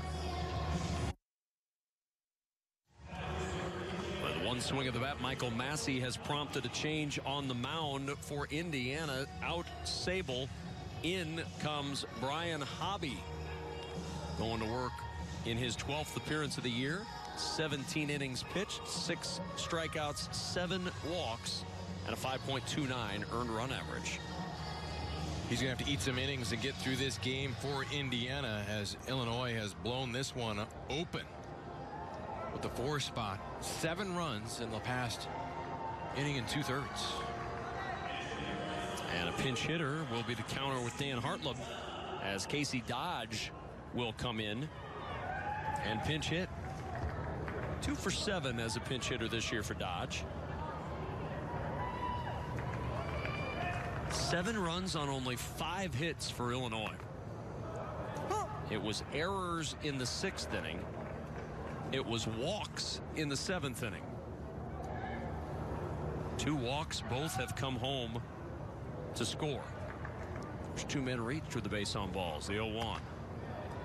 Quickly 0-2 on Casey Dodge. Just 2 for 12 overall this year.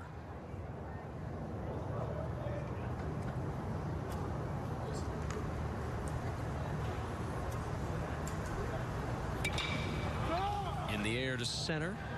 Khalifa with an easy beat on it, makes the catch, and the side is retired in the 7th. But the Illini break this one wide open thanks to the 3-run homer from Michael Massey.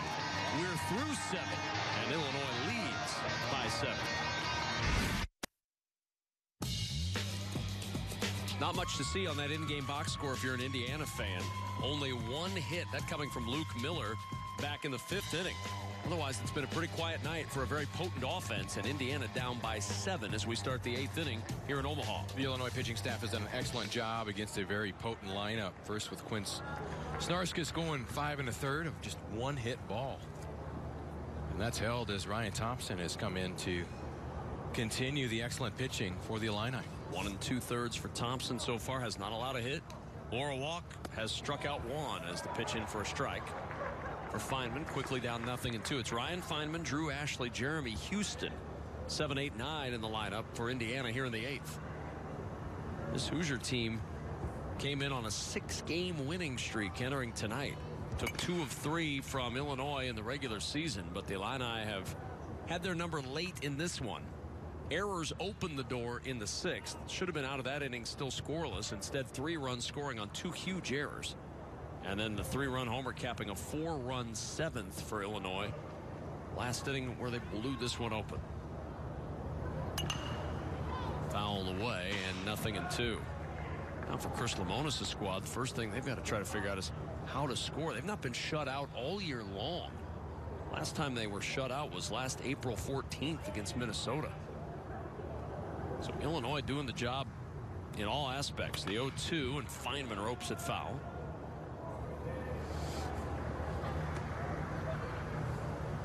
Not easy to keep this offense in check like this, Scott. No, it's not good pitching, though. Will do that to hitting in a tournament situation. The Illini have done it tonight. The 0-2. Driven high in the air, deep to left. That one hooking foul.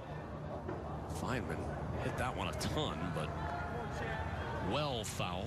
Aiming for his 7th home run of the year. If Indiana cannot rally, they'll be pushed to an elimination game against Michigan State. That at 2 o'clock Eastern tomorrow on BTN. Game 1 of the day tomorrow. We've got 4 of them. Iowa, Ohio State. Michigan State awaiting the loser of this game. Then the nightcap begins with Michigan, Purdue, followed up by Minnesota and the winner here in this one. And right now, Illinois in the driver's seat. Indiana, incidentally, did not play Michigan State this year. Bouncing ball over the glove of Splain. That's a fair ball. Trickling into the right field corner. Feynman around first. On his way to second. A little slip by Yalowitz. And no chance to get Feynman, who's got a double to lead off the 8th.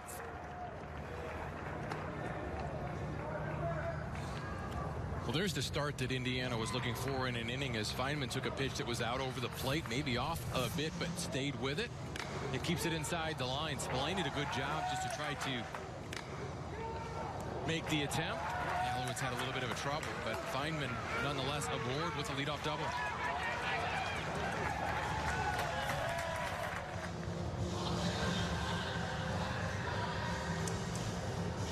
So Feynman at second base, and Indiana going to the bench. Elijah Dunham on to hit for Drew Ashley. So Dunham to hit. Freshman hitting .254 on the year with no homers and 8 runs driven in. Ashley tonight was 0 for 2. And Dunham looks at the first offering low for ball 1.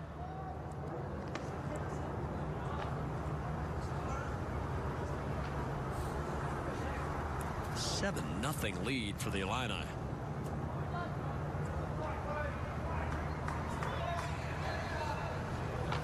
There's Feynman out at second. Nobody out, top of the 8th inning.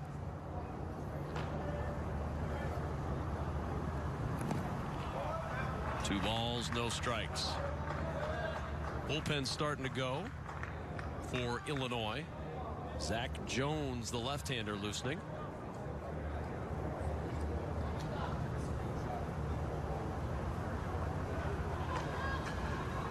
It's got a little shift on here for Elijah Dunham. Scouting reports out. Shortstop Troy Key's on the second base side of things. Everything shifted towards the right side as they project Dunham to be a pull hitter. Feynman trying to get to third. He does. A wild pitch. Charge to Ryan Thompson. Moving Feynman to third. Got to be sure you can make it, though. You never want to make that first or third out at third base. Feynman does as that breaking ball spikes in front of the plate. Cordy could not corral it. Feynman, being the catcher, knows what a tough play that is, so he's going to try. And the unconventional slide gets him in. It's a little short. The 3-0.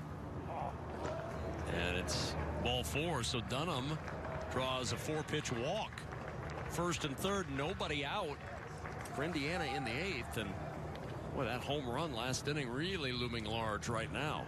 Instead of 3-0, 7-0 for Illinois, and Dan Hartleb a little more comfortable in that dugout, despite the first 2 base runners reaching here in the 8th inning.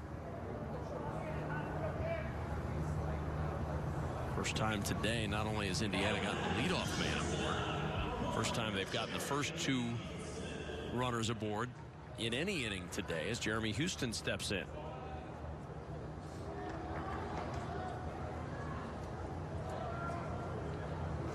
Obviously, Illinois will play conventional defense here. Happy to trade a run for an out in this situation. Or Without a 2 doubt. if they can get it. Without a doubt. It has become a race to get 6 outs. Thompson ready. First pitch fouled at the plate by Houston. A couple of ground balls off the bat of Jeremy Houston tonight.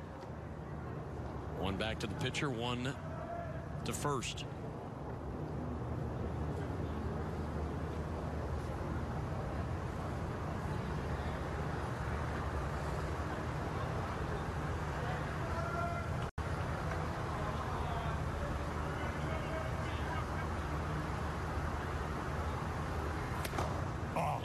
One on Jeremy Houston.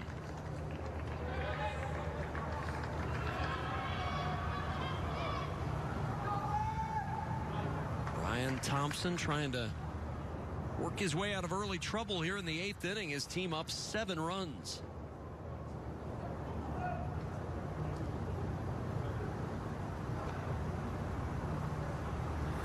Swing and a miss, 1-2. Elevated fastball there. It changes the eye level of Jeremy Houston. As a hitter, this ball looks so big. Be the slider, but it hung up in the zone above the belt. Hard to lay off that pitch just because it looks so inviting. Illinois has changed warmer uppers in the bullpen. Ryan Cutt now starting to loosen for the Illini. The 1-2 coming to Jeremy Houston. 2-2 now on the Hoosier shortstop. If Illinois wins this, it's complete chalk after the first day of the Big Ten tournament. Top 4 seeds advancing. Lower 4 seeds facing elimination.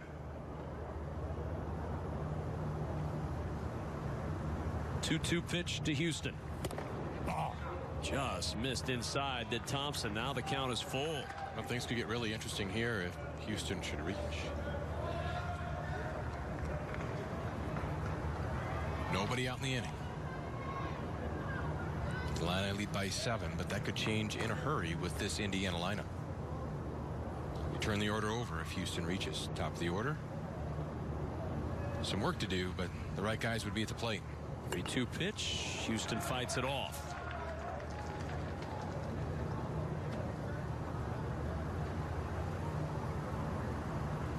Last thing Thompson wanted to do was get into any kind of trouble here in this 8th inning. I'm sure Dan Hartleb would have been more than happy to see Thompson cruise through the last 2 innings. Save that pen. Yeah, don't burn another arm. 3-2 again to Houston. Swing and a miss. He expanded his zone, and there's the first out of the 8th inning. Second strikeout for Ryan Thompson, 1 gone. Another elevated pitch, but this time on the outside part of the plate. Too close to take. Houston could not lay off. So now top of the order, Logan Kalitha with Feynman at third, Dunham at first.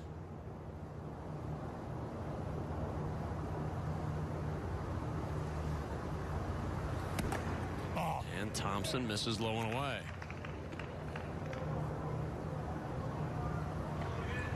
Kalitha tonight, a couple of ground ball outs and a strikeout.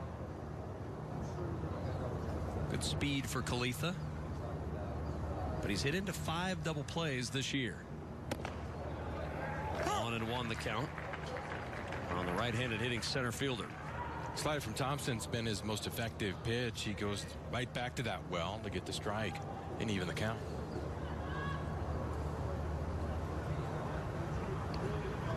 One ball, 1 strike. 1-2. Another breaking ball. Great downward action on this pitch. You'll see this ball just start at the top of the zone with the clock, and he has that 12-6 rotation. 12's up here, 6 is down here. See it drop right in there. 1-2 is fouled away. Just want to clarify for people at home.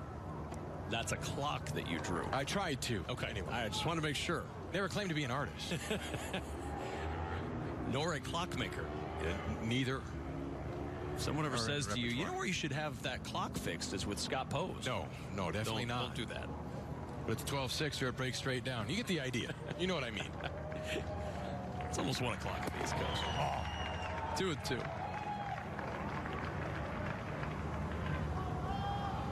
I'm about one more sentence away from Scott throwing me out of the booth at Keith Trade Park.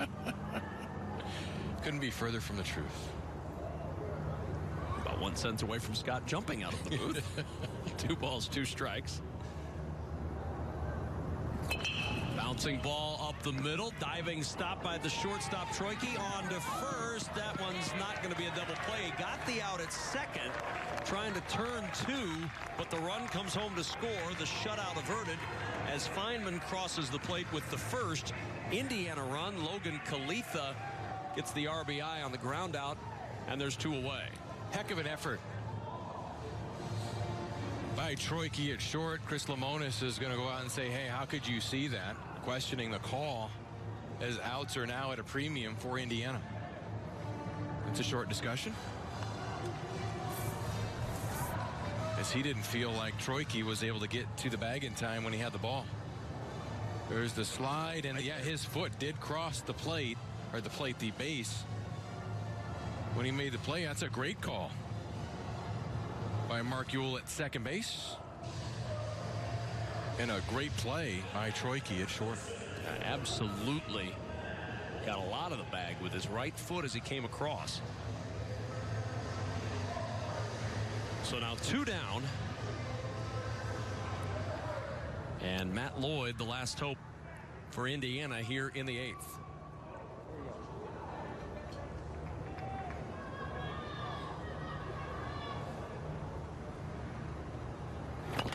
First pitch swinging, should be out of the inning. Massey at second will flip to Troike at short, and that retires the side. 1 run scores in the inning, but Illinois' lead still 7-1.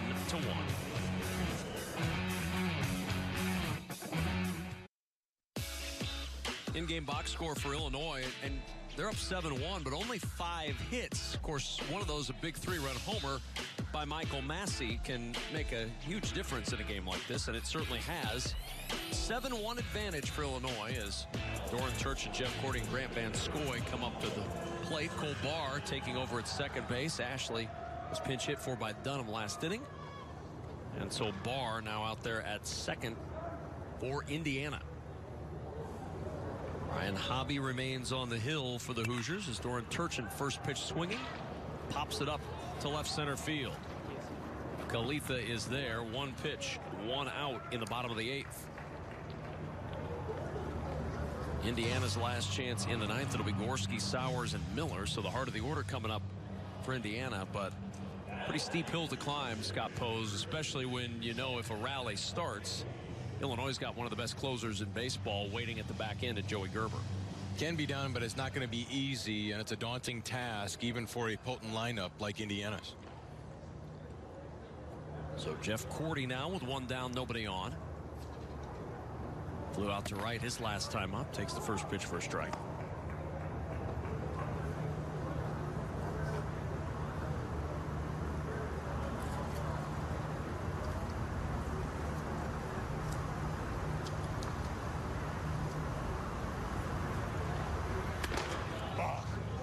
Cordy looks at ball 1. 1-1 the count on Jeff Cordy.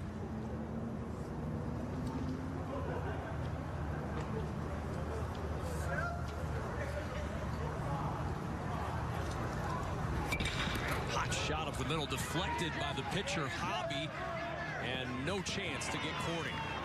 Hope Hobby's okay. He's walking around like that. Got a piece of him. I think it took his glove off, but may have got him on the hand or wrist. This ball hit hard. Yeah, it did get him on the wrist. Ouch. Yeah, that doesn't feel good.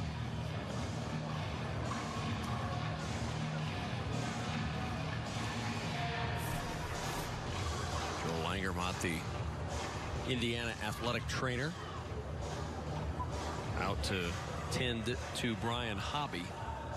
Caught that one on that left wrist.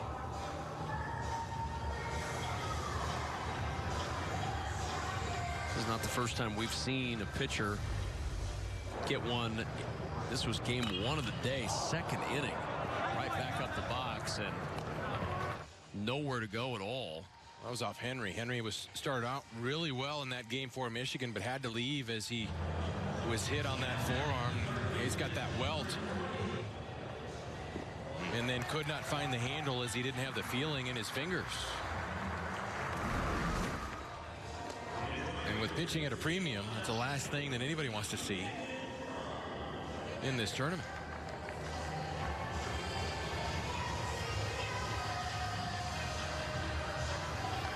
Robert Newstrom hit that ball off of Henry's forearm, and that's not the guy that you want making contact, as he's one of the strongest in the Big Ten, and he's got some pop in his back. He squared that one up, and unfortunately it came right back at Henry. Let's hope he's going to be okay. Looks like Hobby is going to be okay. David Cron comes on to pinch run at first base for Illinois and for Jeff Cordy. So there's Cron.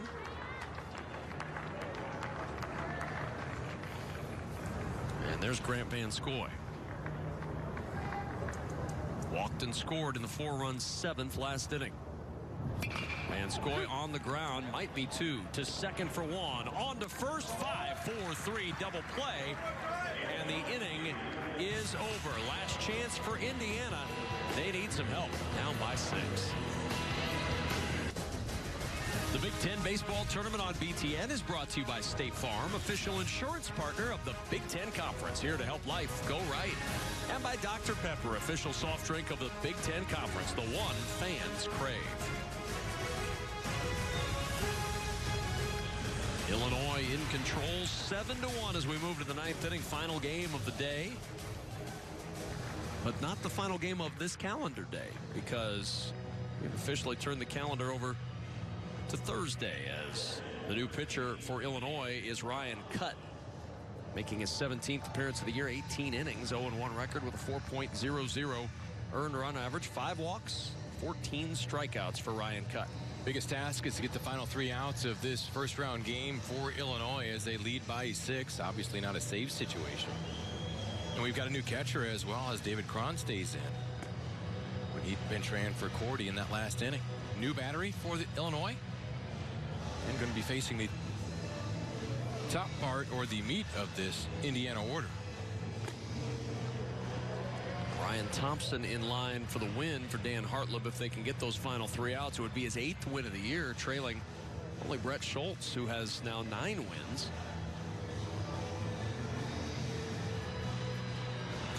And there is the aforementioned David Cron behind the plate for Illinois as we play the 9th inning.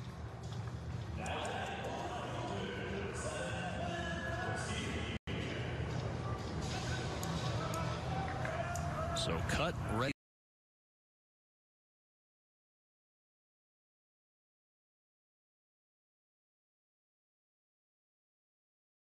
Pitch. Scores. They're not going to take any pitches. Going to go up there swinging right out of the gate. No balls, 1 strike. Ryan Cutt into the wind and the pitch. A swing and a miss, and it's 0-2.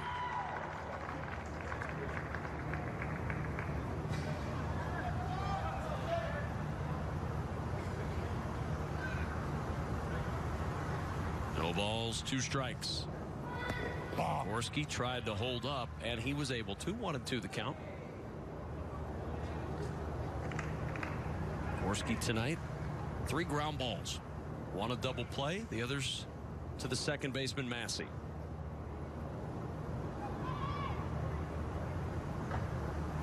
Swing and a miss, and Gorski out on strikes. 0 for 4 tonight. And if you're going to beat Indiana, holding Gorski to an 0 for 4 is a pretty good start on getting a win against these Hoosiers. Well, the Illinois pitching staff has done an outstanding job against Indiana, as this pitch is on the outside corner. It's a pitcher's pitch. Gorski's got to expand the zone. Cannot make contact. Cutt comes in, throwing strikes. And really, the job that Illinois has done, Scott, with the top 4 batters in the order here, been pretty impressive. Kalitha 0 for 4 with an RBI. Lloyd 0 for 3. Gorski 0 for 4. Logan Sowers, who's at the plate, 0 for 3. Dan Hartleb on the left of your screen going to be much happier at the end of this night than Chris Lemonis, it would appear. Still plenty of baseball left, though, for both. in this tournament. Indiana will have to fight to stay alive. They'll play Michigan State if they don't rally here. 1 o'clock Central Time, 2 o'clock Eastern on BTN tomorrow. That'll be game 2 of the day. Iowa and Ohio State, 10 o'clock Eastern. Starts off another quadruple header day. Technically now later on today. The 1-1, a swing and a miss. And it's 1-2. 2015 at Target Field, the last time we went chalk in the first day of the Big Ten tournament. About to do that here.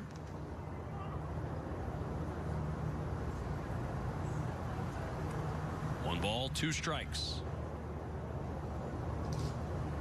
This game was scoreless going to the bottom of the 6th inning and should have been scoreless going to the 7th.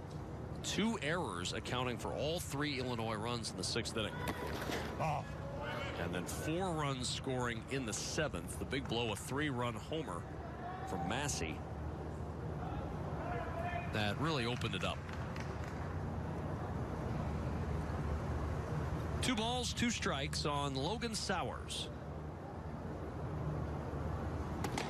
Oh. 3 balls, 2 strikes now.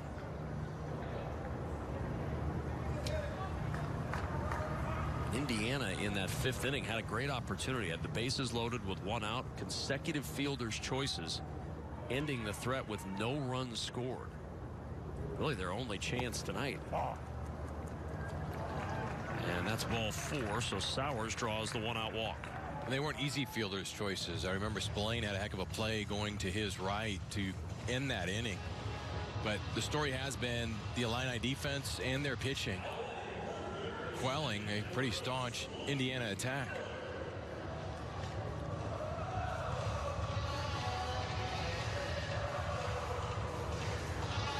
Well, Scott, for the teams on the losing end of things today, as of right now, counting what Indiana has done, teams on the losing end of scores are batting 120 as a team in this tournament through day 1.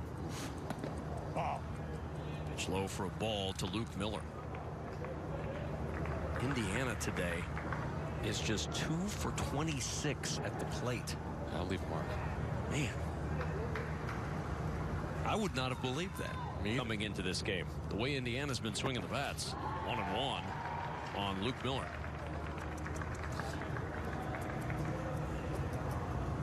So we've kind of bookended with good pitching performances. We started the day Iowa, Michigan. The Hawkeyes were 1 for 30 at the plate. Tonight, Indiana 2 for 26.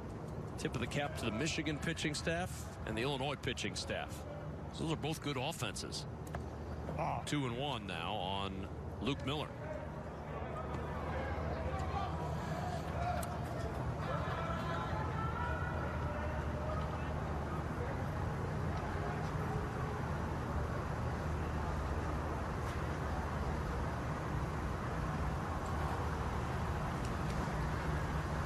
Ryan Cut trying to finish it off.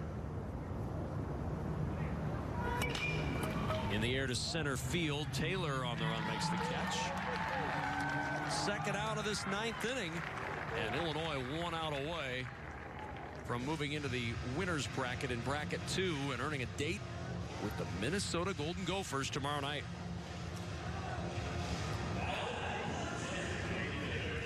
Scotty Bradley, the last hope for Indiana.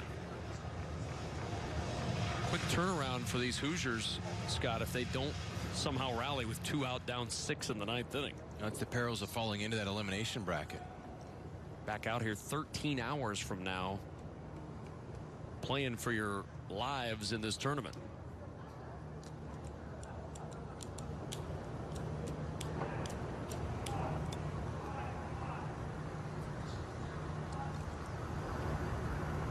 Bradley looks at the first pitch low for a ball.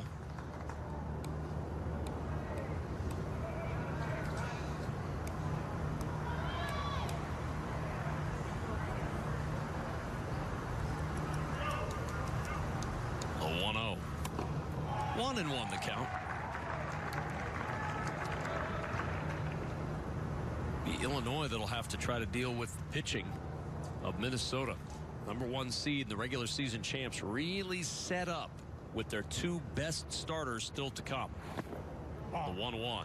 They pitched a little oppo, if you will, today. Going with the guy who's been the part-time Sunday starter. Jake Stevenson didn't go deep into the game, but they got enough out of him that the bullpen could carry the mail for the rest. And now two terrific starters wait for Minnesota over the next 2 games. Not a bad position to be in if you're John Anderson. Not a great spot to be in if you're the team that has to play Minnesota. In this case, that might be Illinois.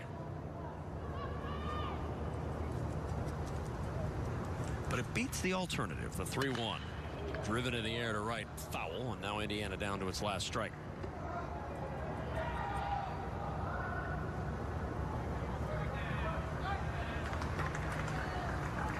3 balls, 2 strikes, 2 out, top of the 9th, 7-1 Illinois.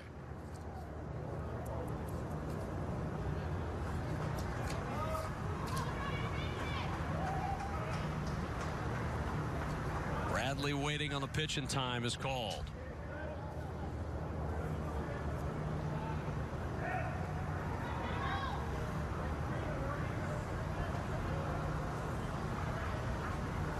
Cut ready.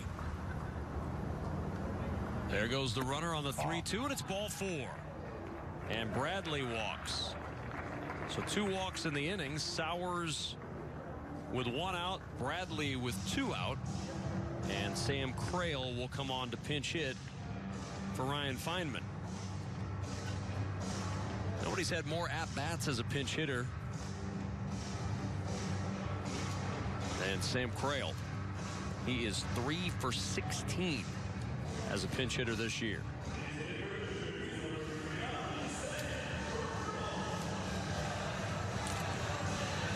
Well, Chris Lamone is trying to rest Ryan Feynman a bit before the quick turnaround, if should things hold.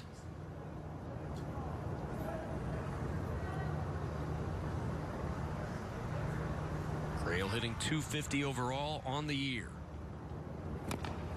First pitch swinging, and he fouls it back to the screen.